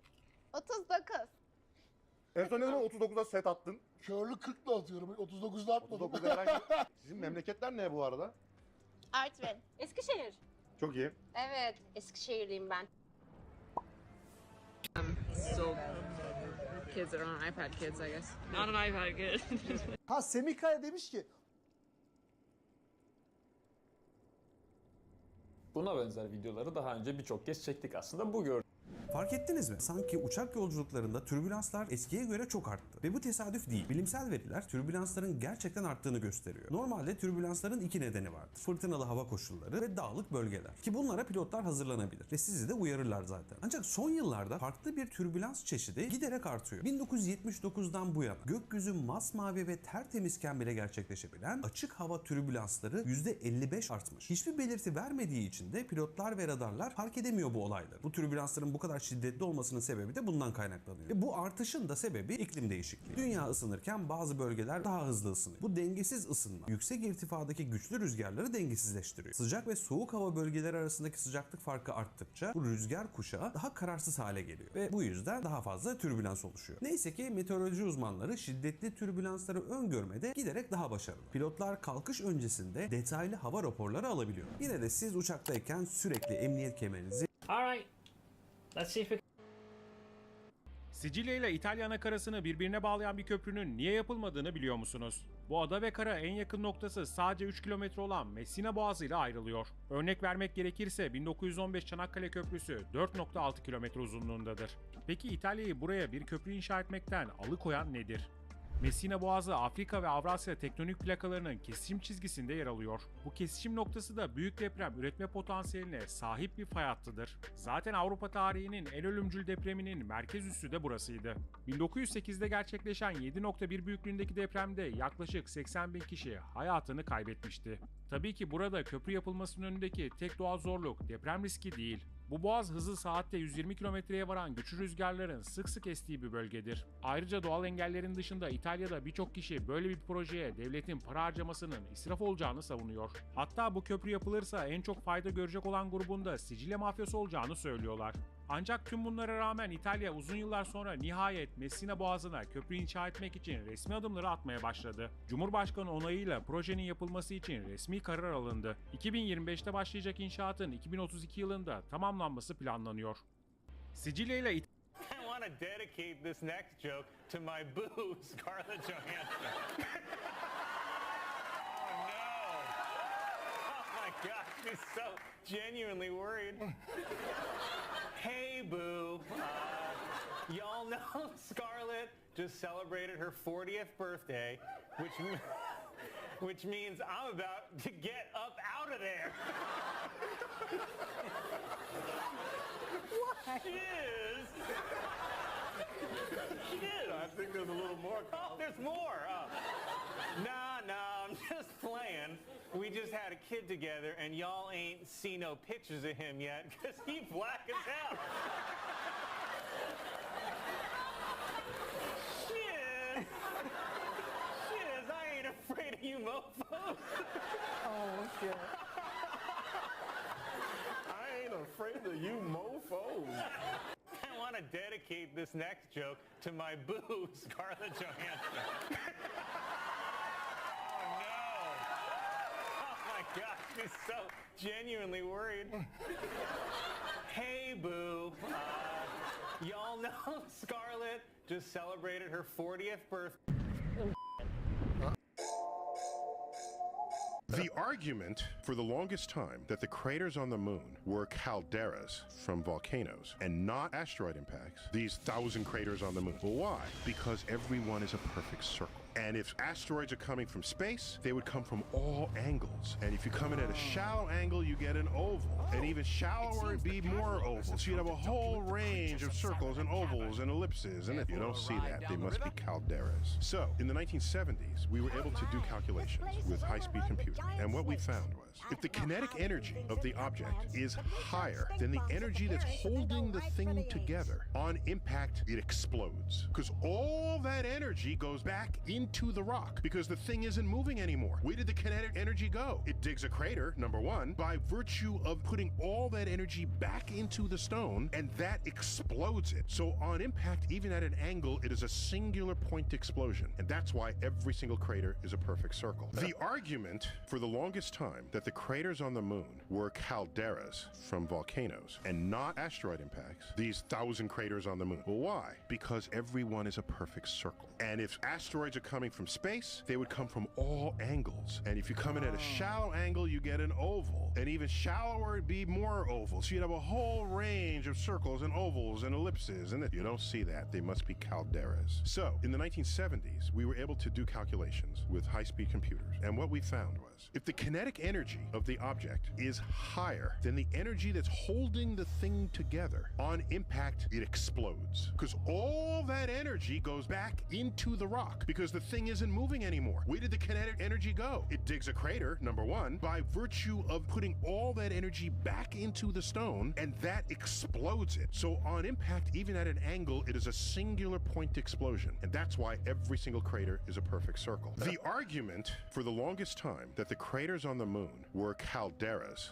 Sadece hayal ederek gerçekliği değiştirebileceğiniz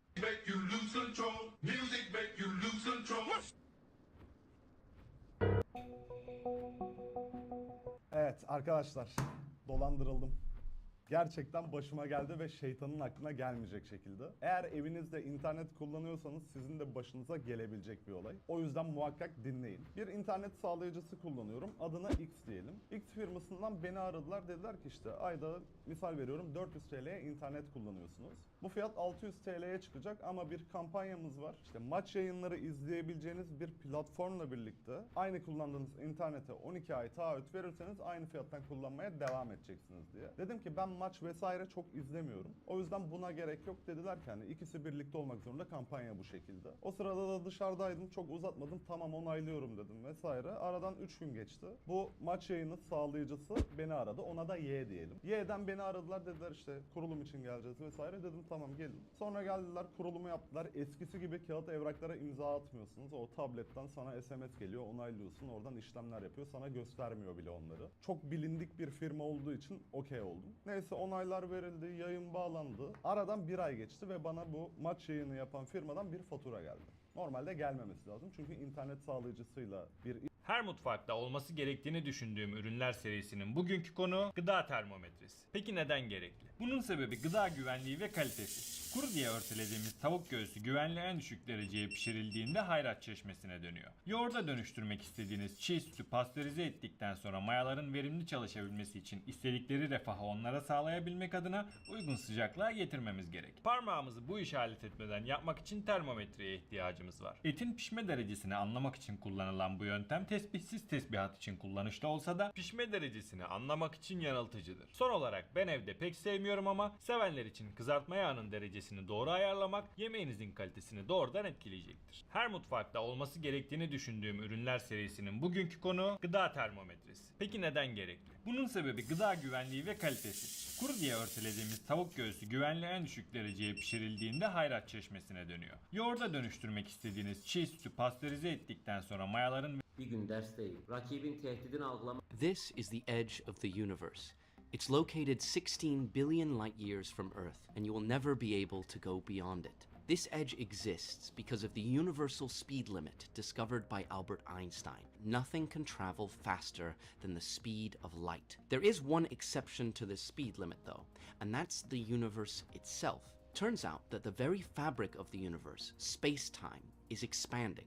Much like a sponge filled with water, every point in the fabric of the universe is getting further and further apart. The greater the distance between you and a point, the faster that point will be expanding away from you. There even comes a place far enough from Earth where objects are moving away faster than the speed of light. Even if you were to race towards that place as fast as you possibly could, it would always be beyond your reach.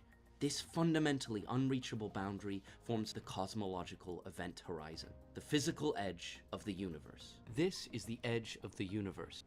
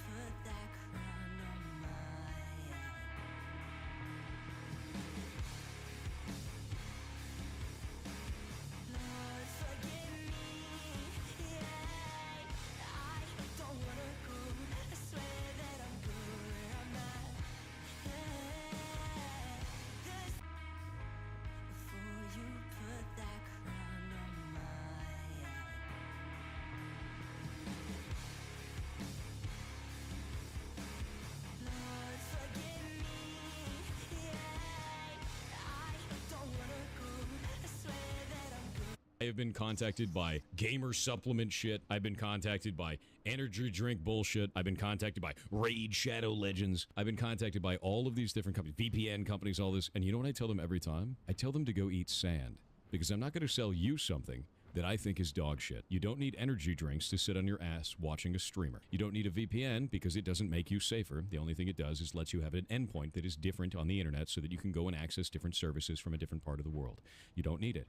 And you don't need to play Raid Shadow Legends because you should love yourself and stop paying into a system like that that just rips you off as a player instead of giving you a good game. Bullshit.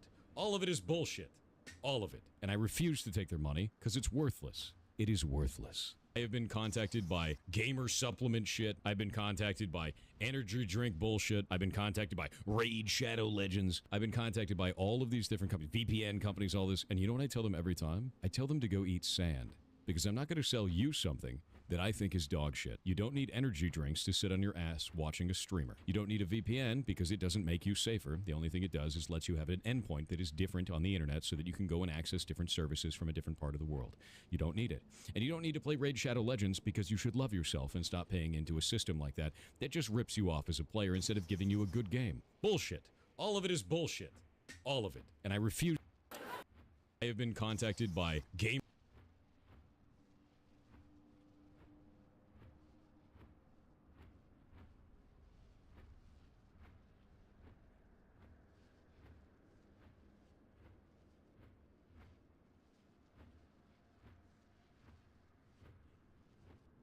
Because you can only do, let's see, 20, 40, 60, 80, 100, 120. Oh, shit. What?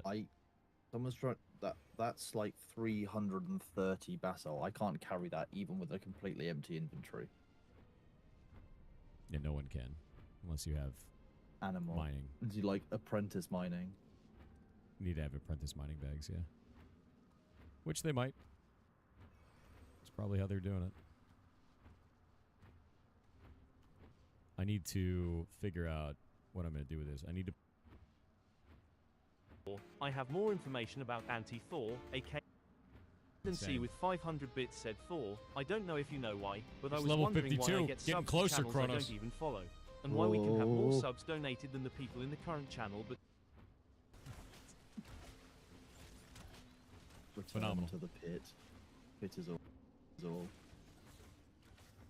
So is the pit where you grind to level 25? Is it like the Giga spot? It's pretty much the Giga spot, yeah. Yeah.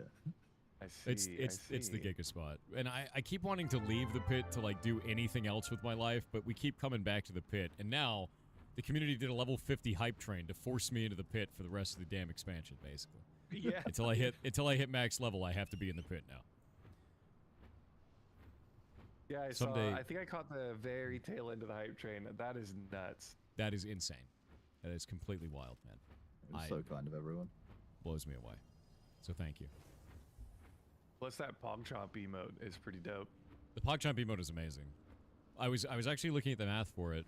The amount of subs that you guys gave, and I was talking about this earlier, is 10%. Like level 50 hype train is 10% the size of a level 100 hype train. So that gives you an indication of how much it scales up every level. It's basically RuneScape, which is insane. Yeah, it's like when they say like level 44 is actually halfway to 60, not level 30. Yep, that's exactly. It's very RuneScape. It's like level 92 is Level halfway to level 92, 99. Yeah. Oh god. Yeah. So you're going to you're gonna try and break it again on April 1st? The community is going to wants try to, that one on yeah. there. They want to do it, so what I'm going to do is I'm going to turn off hype trains for all.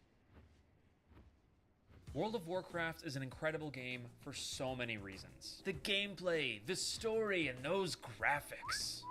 But back in the day, it was also a game that had amazing customer support. Meet the Game Masters, the overworked, underpaid support staff that were there to field player questions. You could ask them pretty much anything from, dude, where's my fishing rod, to help, this quest is super bugged. And I ought to know because from 2011 to 2012, I worked for Blizzard Entertainment as a game master at their offices in Austin, Texas. Most of the time, it was just hanging out, helping people playing their favorite video game. But between all the fun tickets of helping someone with a quest or getting their character unstuck, there were dozens, if not hundreds of tickets that made me want to pull my hair out. crazy tickets, insane tickets, tickets that still keep me up at night more than a decade later. That's why today I'm gonna spill the tea on everything, and I mean everything about working at Blizzard as a game master. I'm gonna go into excruciating detail about everything: the interview process, the onboarding, the tools, the perks, the work environment itself, the layoffs, and even the day that I got canned. And just being completely honest with you guys, I don't know if the powers that be are going to be too happy with me giving this peek behind the curtain here. So if you have an interest in this particular topic, then I recommend you watch this video now before Blizzard has a chance to make it or me go away. I didn't fall down those stairs. Anyway, I'm making this video for two reasons. The first is that I just want to preserve as much of this stuff as I can before I forget anymore. It's been more than a decade since I worked there, and every day that passes, more and more of my brain gets taken up by reality television. And God knows that it's only a matter of time before every gaming memory I have is replaced by Gordon Ramsay memes. And reason number two, and by far much more important, is that I want to help folks understand just how special and important game masters were for the World of Warcraft. The tech support landscape is changing, and not just for Blizzard Entertainment, but the entire gaming industry, the entire world of technology. We all know that AI and automated support systems are on the rise. But back in the day, WoW game masters were someone that you could go to for problems, and they tried their best to help players out in a fun and friendly and engaging way. I think that work is worth remembering, celebrating, even the crazy tickets. No, especially the crazy tickets. So that's what we're doing today. My name is Clyde, and welcome to this very special holiday-themed episode of Blizzard is Not Your Friend. And because it's the holidays, I think it's only fair that we put on a fun costume. So here we go! Oh, God. What have I done? What have I done? I'm great! You're a mean one, Mr. Stash. You poke fun with ruthless glee. Your videos dunk on companies because they're not so friendly, Mr. Stash. You're a silly gamer, mad at expensive re-release. Intelligence. It's really about evaluating a person's ability to coach them together and have a mini celebration where you are all given your game master robes and you What pick is this out thing you're painting? That is a it's a helmet. A very small helmet, obviously. Tiny little helmet, and this is the full figure. And that is a body attached to the helmet. You painted this. I did. And then you play with it? You paint many of them, and then you play with them with other people. How many of them? Depends. How many did you paint? Well. Like more than one? It's within the confines of the hobby. We call it our grey pile of shame. You grey pile of shame. Oh my God! You guys, he is evading. He painted only one, and the rest is the grey pile of shame. He doesn't want to openly admit it. What is this thing you're painting? That is a it's a helmet. A very small helmet, obviously. Tiny little helmet, and this is the full figure.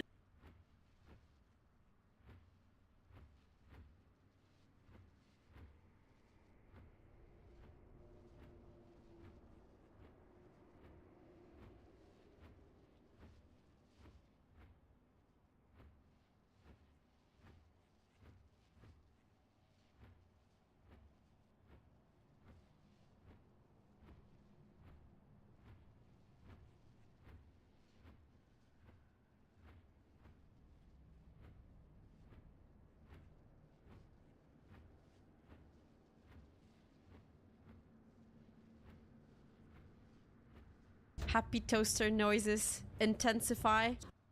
Yet. Oh, very sad. Shifts extended to 22 hours until further notice. Additional recap rations will... Oh my God. Second Company! We hold this ground in the name of the Primer! Hell yeah! Oh, this is so... Goosebumps! 1, 2, 3, başla. Of, çaresizlik. Ne yaptın ya? Ne yaptın Osman ya? Ağlama oyna. Vallahi rezilsin ya. Osman yarışın hakkını vermiş. Hanzo gibi yemişsin hepsini ya. Bir bekle de bir saniye bir dur ya. Abi en uzun günler dedin. Ben küçük yedim anne.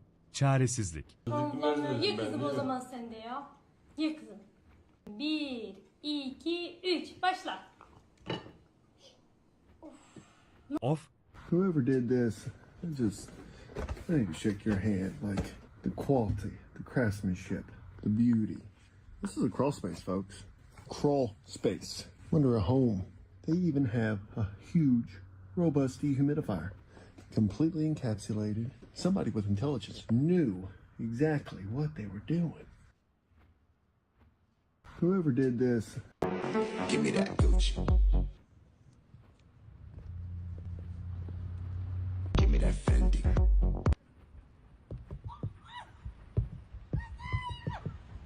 Your mess.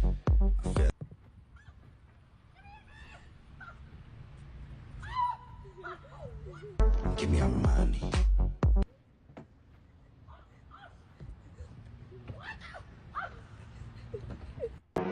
Give me that Gucci. Give me that Fendi.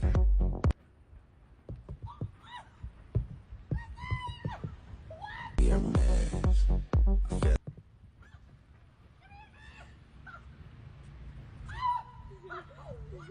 Give me your money.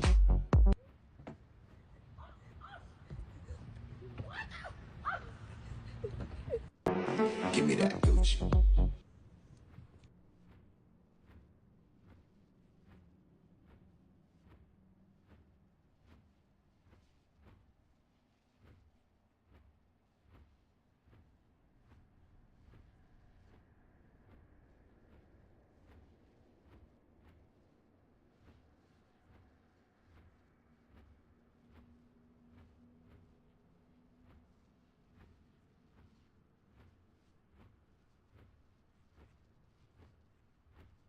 Doing quite well. So much so that together, Steam actually hit a new concurrence.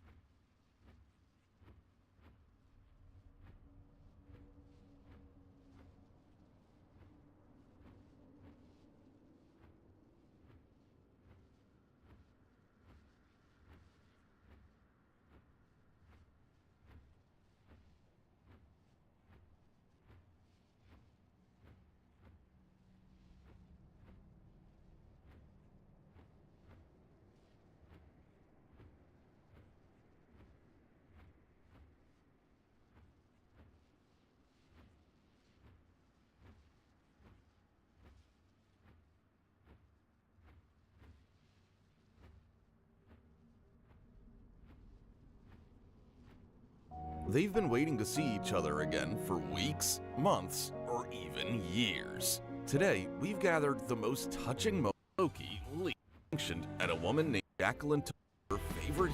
She doesn't place her to the hope for red kitten from at the vet. Not a door. Surprisingly, the animals became very attached and didn't want to let go of those who meant the world to them. But absence makes the heart grow fonder, and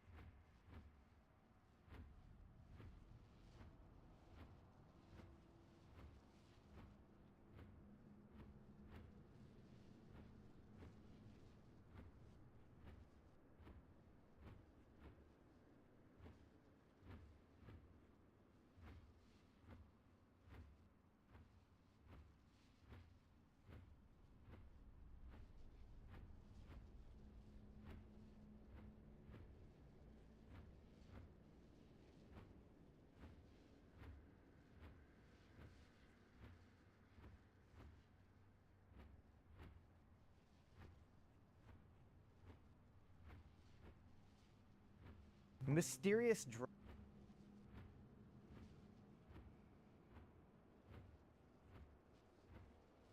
This is a very common thing nowadays. It's called a PhD dropout to OnlyFans model. I've dropped out of my PhD.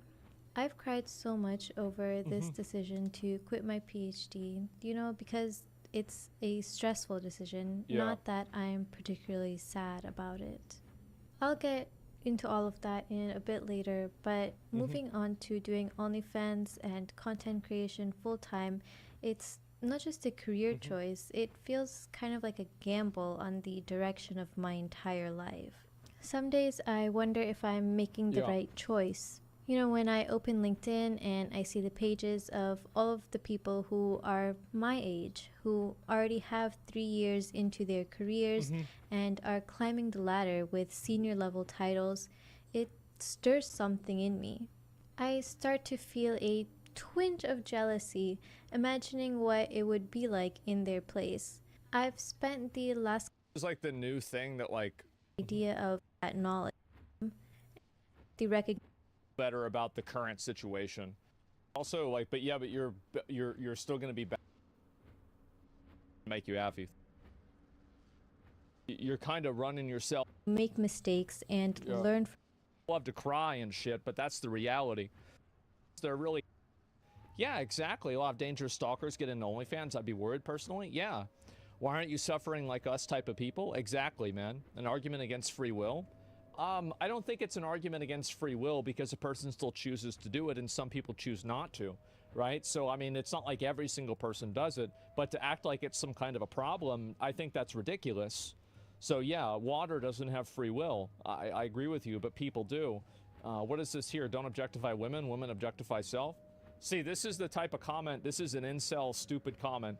The problem is that a woman has no problem objectifying herself. The problem is when it's done against and without her consent, like taking upskirt photos in a train, or like trying to leak a girl's, you know, like revenge porn nudes. Like, this is a total fucking incel take. The reality is that women want to have autonomy over objectifying themselves because they view it as their body and their choice, which I happen to agree with.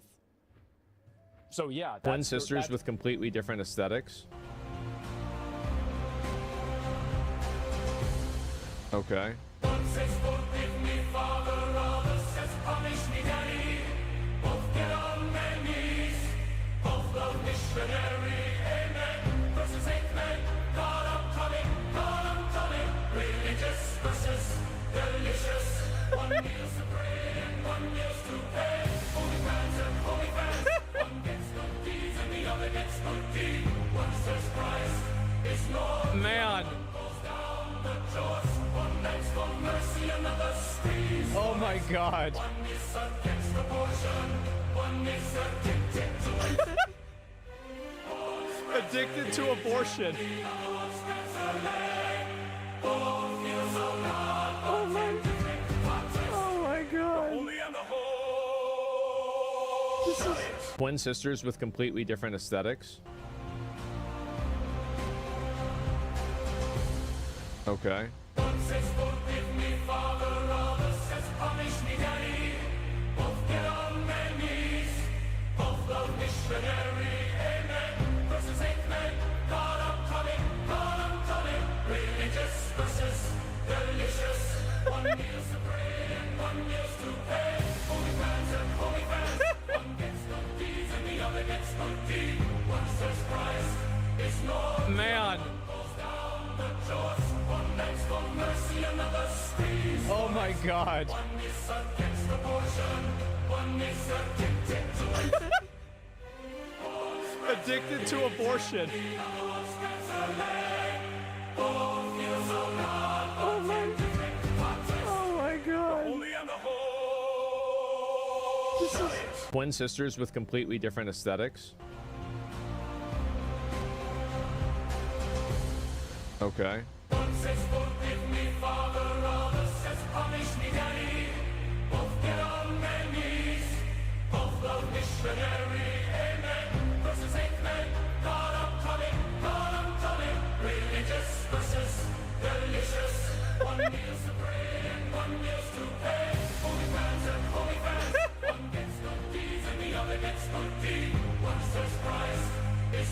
Man. Oh my god.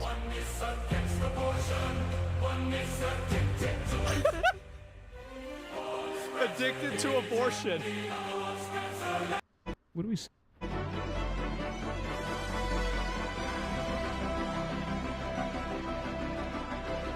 Twin sisters with completely different aesthetics.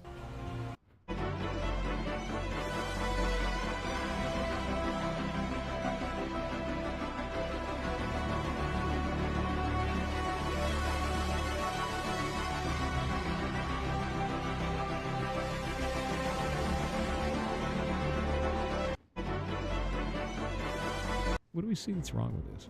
What's the issue with this? See, here's the thing. When we mouse over this link, do you see how this goes to https short URL.at?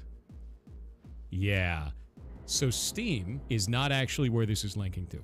It's linking to a short URL that then sends you somewhere else that steals your Discord online session token. The problem with this is Discord, in their infinite wisdom, allowed you to obscure what a hyperlink actually is. And if you don't mouse over it, you don't know where it's actually going. So people are just automatically clicking this, it steals your auth token, and they have access to your account, and then you go and DM all of your buddies with this.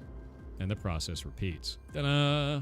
I don't know why they did this. I remember when they were going to implement this and they gave it to us as partners first, and all of us spoke out against it and said, don't do this shit. And they did it anyway. And now it's like the primary way that people's accounts get compromised on Discord. What do we see that's wrong with this?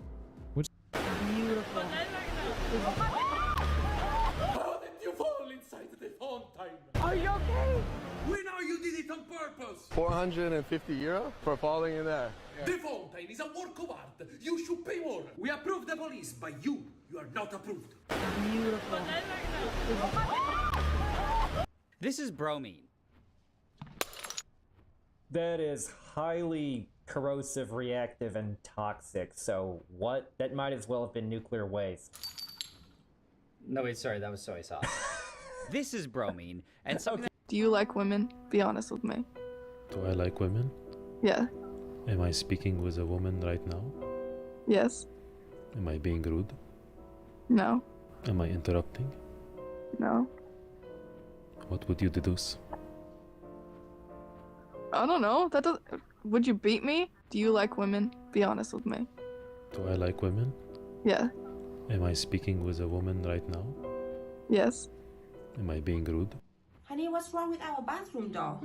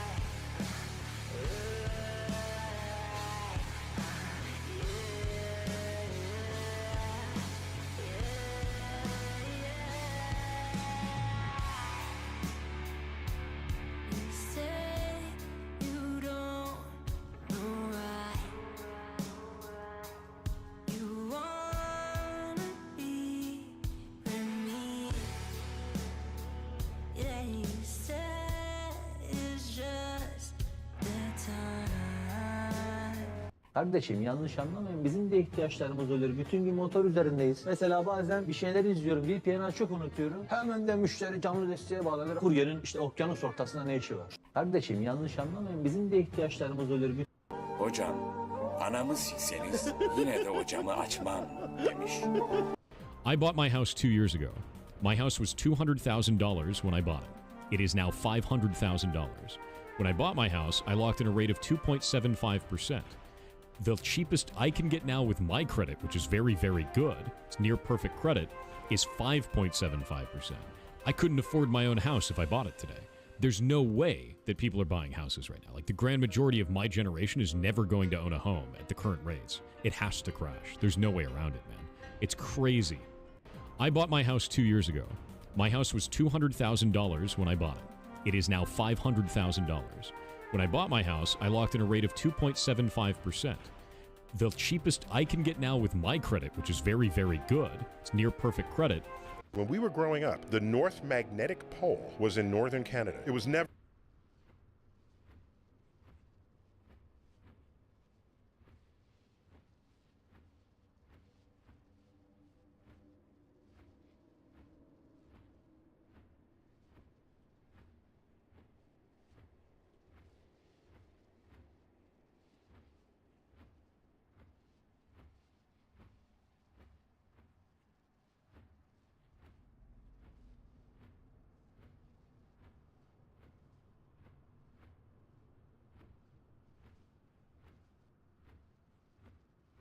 This cannot be real. Netflix cannot stop Netflixing. You want to know what I think is the funniest thing about this topic? Gentlemen? The funniest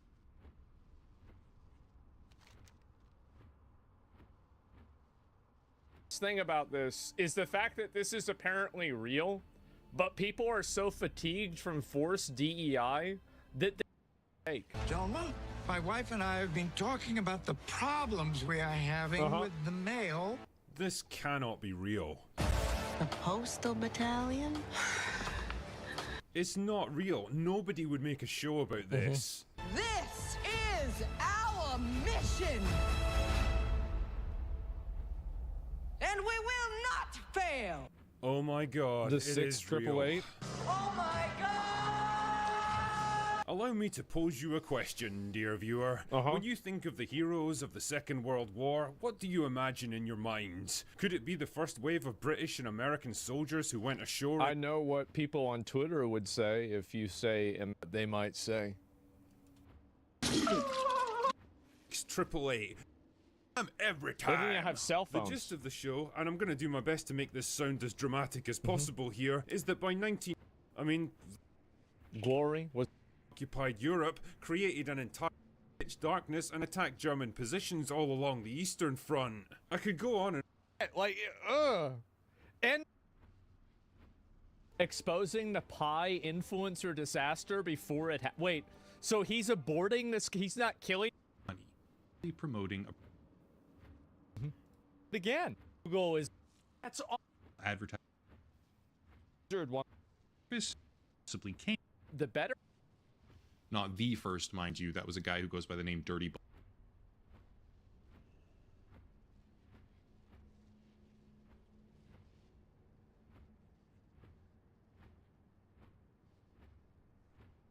like, this is me back playing vanilla WoW.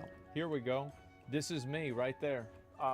15 or 16, some shit like that. That's me. I'm putting up the Christmas lights. There's another one. Here it is. Look, some things never change. I had so many like really important good memories, like playing WoW and like talking about WoW with my mom. And like when she was gone, and now she is gone, like that emotional connection just isn't there anymore. And it's brutal, man. It sucks. I remember like I would wait midnight releases with her for like Wrath and BC and Kata. Like even Cody and Jeff were there. They were there. She took all four of us. We would all go. We'd sit in the car and we go. It'd be cold because it'd always release in the winter generally. I remember she'd like order us pizza, make us cupcakes, cook us food while we'd play WoW, and like everybody'd be playing together. It was so good. Like honestly, like holy fuck. Like I don't get emotional about it because I'm just so happy that it happened. That was a huge reason why I was very emotionally connected to WoW. I'm just so thankful that it happened. Like, this is me. Nurasama, it's a guy, is the best All right, to be fair, this is cinema. It absolutely is cinema. Oh, that's good. I love it. Oh, that's amazing. Everybody raising hands and dropping? Yeah. Yeah, here's how to win the $5 million. You want to know the real secret? Lean forward when they do that. Hit your head on the front of it, and then sue the company. Instant winner. Shut up. All right. Get the fuck out of here. Now that was funny. All right, to be fair, this is cinema. But who is Joseph Kony and what's all the fuss? Problem solved. Well, he's the leader of the Lord's Resistance Army, LRA. My God, you're greasy. And he really is one of the most evil people living. Every picture of this dude is sweaty. It's only getting better from here. What's this? Today, I'm going to show This has you all 2,000 how I cook a likes. steak. Holy shit. Is that I've been using these steaks. I've been getting these steaks now for What are those? years. This whole bag, it had 4 steaks in it. The glove of racism claims another? What? Racism?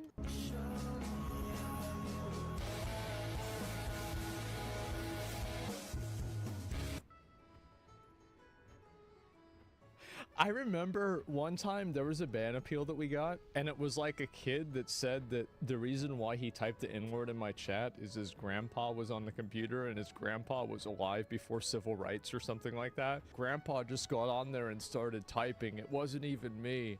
And he doesn't understand. Like, he's real old. He just says that. You unbanned him, right? Yeah, I did. It was creative. The glove of racism claims another. Growing up, because like people would always ask me, well, what do you want to be whenever you grow up? And like my answer was always nothing.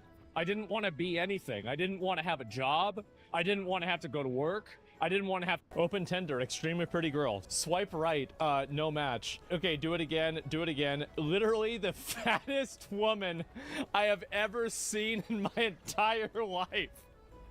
Swipe left. Hey, you just missed a potential match. If you buy Tinder Gold for $149 a month, you can unlock people who have liked you so you never miss a match. Guys, do not be led astray.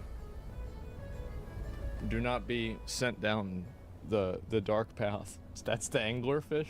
That's the megalodon.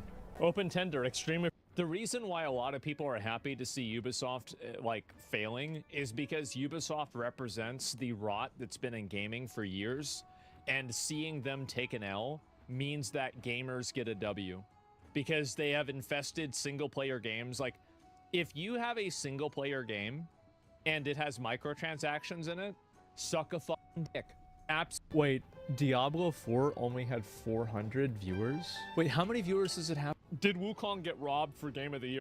Juxtaposition of peak male fantasy? Oh god.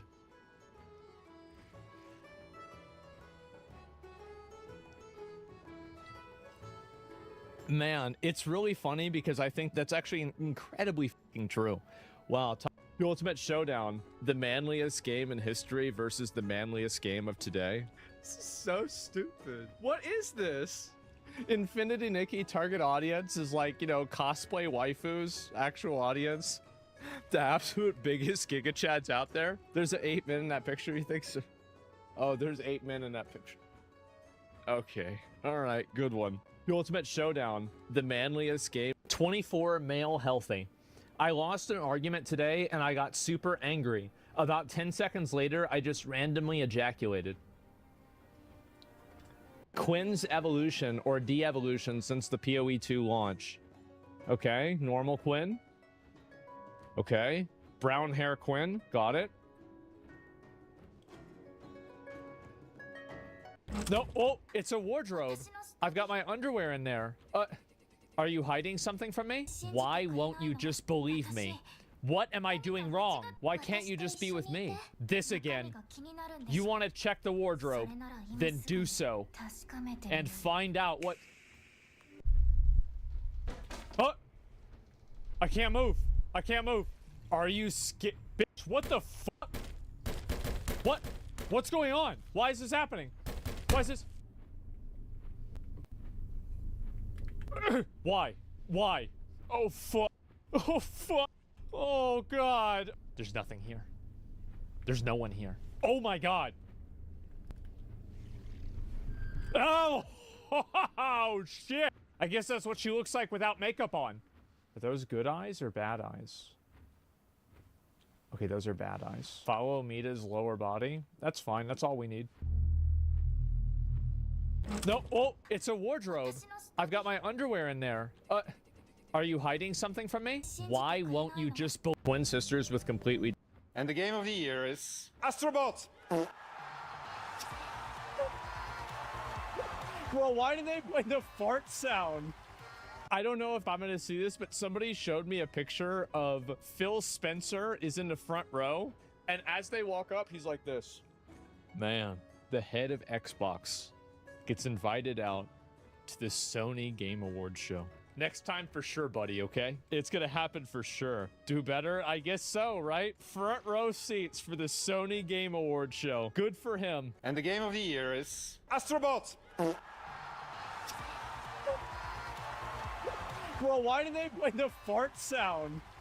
I don't know if I'm gonna see this, but somebody showed me a picture of Phil Spencer is in the front row, and as they walk up, he's like this.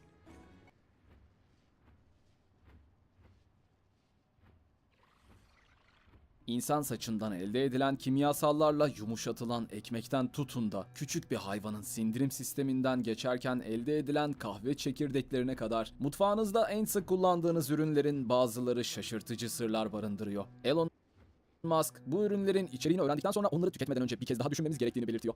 Tabağınızda gerçekten ne olduğunu öğrenmeye hazır mısınız? Paketlenmiş ekmek. Market raflarından aldığımız paketli ekmekler yumuşacık, kusursuz bir şekle sahip ve günlerce, hatta bazen haftalarca tazeliğini koruyabiliyor. Fakat bu mükemmel görünüşün ardında sizi şaşırtabilecek bir hikaye yatıyor. Bayatlamaması adeta sihirli bir özellik gibi görünen paketli ekmek, bu özelliğini pek de iştah açıcı olmayan gizemli bir bileşene borçlu. L-cysteine ya da kısaca LCs. LCs bir tür şekil değiştirici gibi. Bu ekmeğimiz işlenmiş ve görünüşünü taklit eden ama aynı tadı ve besin değerine sahip olmayan over New Jersey.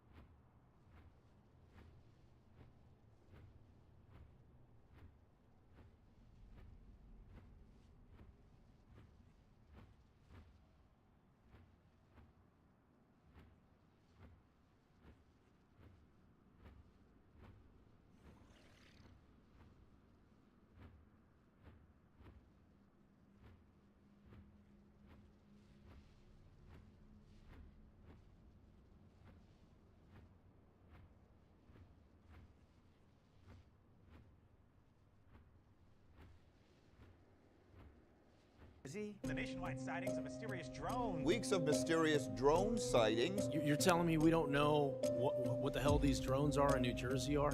That's right. They're saying no threat, but how the hell do they know? They don't know anything. They don't know what it is. They don't know where it come from. Tip of the iceberg would be a gross understatement for that headline. More like tip of a sunken continent. No, that ain't no plane, yo. What the fuck is that, bro? People in New York and New Jersey see drones the size of an SUV over their house every night and think that that doesn't make any sense. Certainly I understand why people would be looking at this and being concerned about it. We're concerned about it too. The U.S. Air Force says they're drones. Don't you fucking believe it. The U.S. Air Force lies. There was a drone just hanging out. I put my drone up in the air and went towards it. Not 3 minutes into the flight, drone started going down, dead. These are fully charged batteries. What's going on here isn't new, and these aren't all drones. You see it? You see how it goes? And they're not just over New Jersey. They're all over the world. There were several mystery drone flights over our nuclear testing range. Just take a look at all of the military sites all over the world that these drones have visited. This is the continuation of a story that's been unraveling since the dawn of the atomic age. Based off of the information that you've been privy to, is there any indication that these UAPs are interested in our nuclear technology and capabilities? Yes. And by external observation, sure, that could be a fair assessment, yeah. Yes. After the detonation of the atomic bombs in Japan, that's when the UFO sightings ramped up. When Oppenheimer detonated the world's first atom bomb at Trinity Test Site in 1945, and later as Edward Teller's hydrogen bomb shook the South Pacific in 1952. Since then, UFOs have been systematically surveying and even tampering with our nuclear weapons, stockpiles, and power plants. All 10 missiles were off alert, all 10. Whole flight was off alert, all red. And I said, it looks like we got a UFO. UFOs consistently appear at nuclear weapons facilities and energy grids around the world.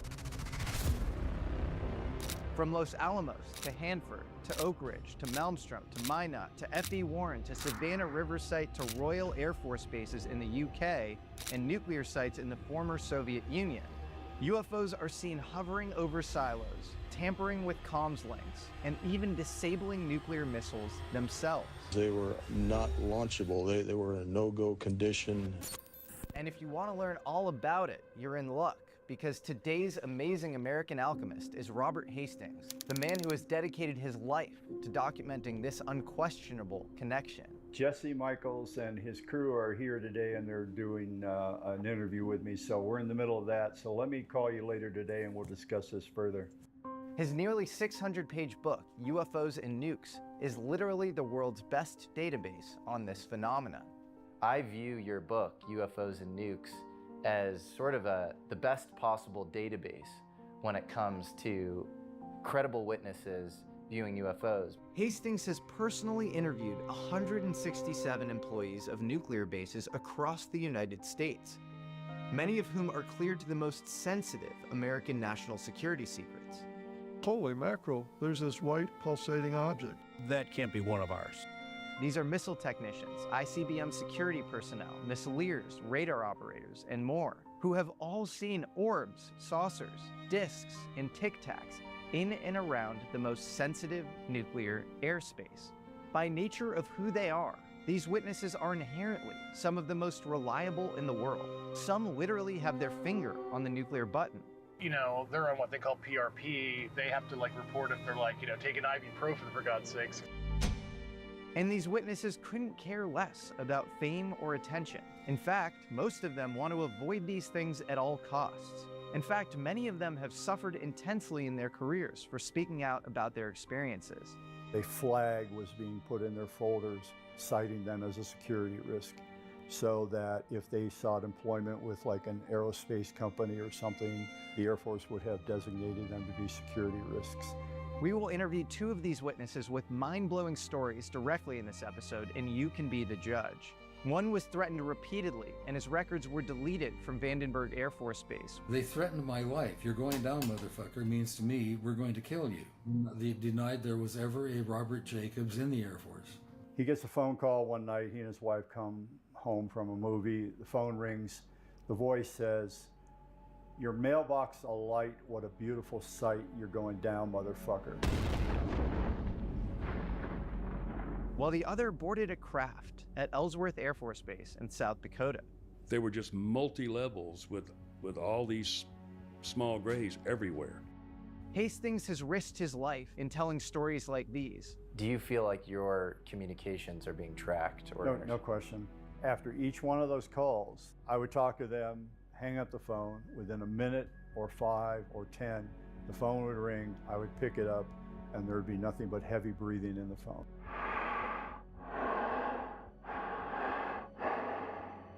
I originally met Robert because I had been going around making constant public references to his great book, UFOs and Nukes. For Robert Hastings. Robert Hastings, who wrote UFOs and Nukes. So Robert emailed me because he wanted to let me know that while he had documented 100+ UFO witnesses at nuclear sites across the US, I was personally overstating the amount of radar operators who he had spoken to. If that doesn't say something about Robert's character and attention to detail, I don't know what does. He comes from a bygone era of meticulousness and passion that journalists used to display, and one that's easily palpable in this interview. Robert Hastings was 100% spot on before anybody else. And this is a man who deserves the recognition. He is the giant that a lot of us had stood on his shoulders. It does not contain any pattern of purpose or of consistency. This documentary will answer the 2 biggest critiques thrown at UFOs by skeptics. Number 1, UFOs are ephemeral. They show up randomly and sporadically. There's nothing repeatable or predictable about them. The nuclear thing is a repeatable pattern. Legacy UFO programs have used nuclear material or sometimes even phony nuclear material to bait UFOs to show up. And number 2, UFOs are some American deep state psyop. Why do they only seem to show up at American military bases? A huge disc-shaped object was seen hovering over this missile base in Soviet Ukraine. The Bentwaters case in 1980 in England, that was the largest group of tactical nuclear weapons being stored in Western Europe. And it went back out into the field, and then it exploded silently into objects, white objects, and disappeared. UFOs are repeatably and scientifically attracted to nuclear sites. You can kind of guess if there is a UFO sighting, there might be a nuclear connection there. Take the most famous archetypal sighting in American history, the crashed flying disc at Roswell, New Mexico in 1947. Well, Roswell was actually the site of the first atomic bomber squadron in America, the squadron responsible for dropping bombs on Hiroshima and Nagasaki. In 1994, 62 elementary school kids at the Ariel School in Zimbabwe said that they saw a silver craft descend from the sky and land on a field near the school. Well, guess where the Ariel School was? And you know, an Ariel School that was near a uranium mining site. That is right, as far as I understand. Yeah. And what about that story that Vice ran in 2022 about a little town in Japan that's obsessed with UFOs? It's a place called Ino, and it's actually right next to Fukushima's nuclear grid. And after an earthquake famously triggered a nuclear power meltdown there in 2011, the chief monk of a local temple said, "The UFOs came after the explosion. There were so many of them. I was shocked." Similarly, Harvard PhD Jensine Andreessen writes about UFO activity at the height of the Chernobyl disaster, when many people in the area observed a UFO come, stay for 3 minutes, shine a light at the reactor, and depart. I could go on all day. By the end of this documentary, the only question you'll be left with is why? Why are UFOs so interested in our nuclear technology? It's no different than we go to the Serengeti and we watch the cheetahs preying upon the antelope. You know, it's interesting to watch. What are their hunting techniques? What are their capabilities? I mean, it might be as simple as like it's an attractant, like a fly or a mosquito to a blue light, right? It's kind of like taking matches out of the hands of a baby. Whoa. Yeah, whoa, right? So without further ado, meet the man who has risked his life documenting this unquestionable but infinitely bizarre connection, a mysterious link that lies at the heart of the modern UFO question. This week's American alchemist, the legendary Robert Hastings. Different parts of the brain have different activities. You know that, don't you? Maybe you should interview me.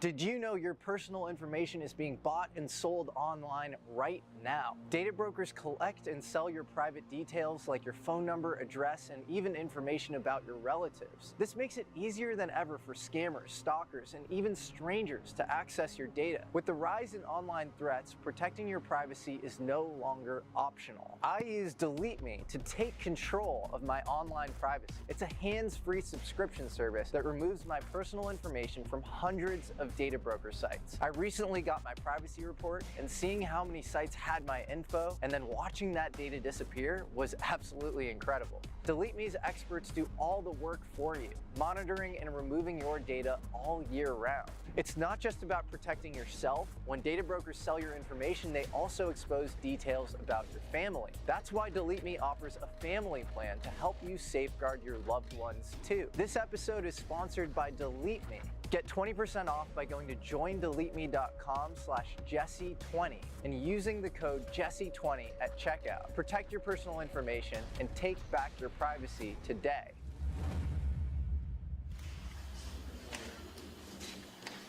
Declassified U.S. government documents and witness testimony from former or retired U.S. military personnel confirm beyond any doubt the reality of ongoing UFO incursions at nuclear weapons sites. How does anybody get into the topic of UFOs showing up around nuclear sites? My father was career Air Force, and in 1967 he was stationed at Malmstrom Air Force Base, Montana. I was a junior in high school at the time. He got me a job at the air traffic control tower on the base as a janitor. At one point, I made the acquaintance of an FAA supervisor named Bob Grasser. One night, and as best as I can tell, it was the second half of March of '67, was emptying trash cans and pushing a broom. And he motioned me over to his scope. And he pointed, he said, we're tracking, and he probably said unknowns. That's the formal term for unidentified objects. I saw 5 blips in the sort of northeast quadrant of his radar scope. As I recall it, after all these years, I got kind of excited by this and started peppering him with questions. And his whole demeanor kind of went, uh-oh, you know, I've said too much. Nevertheless, I went home and told my dad, you know, you're not going to believe what happened tonight at the tower. He said, the guys that I'm talking to down there think they're probably Soviet surveillance planes. And even though I was 16, I went, 5 surveillance planes, you know, and the controller told me they were basically stationary. You know, are the Soviets flying helicopters over Montana? I don't think so. When his stint as a janitor at Malmstrom was over, Robert went to college, got married, and began working as a photographer. But that gnawing urge to understand what he had witnessed never left him. In 1973, while brushing up on UFOs, he stumbled upon an article that famed astronomer J. Allen Hynek had written in 1966 while running Project Blue Book, the official government UFO investigations program out of the Air Force. The article said that UFOs had flown around nuclear missiles at Minot Air Force Base in North Dakota. And I went, holy crap, you know, that's had to be what was happening at Malmstrom. So I was off and running at that point, and slowly but surely during the early 70s onward, I just began seeking out military veterans who might have information they could share. When we got down there, they told us that this bogey was out there right over the Hanford Ordnance Works and directed Lieutenant Commander Brown to take off and challenge him.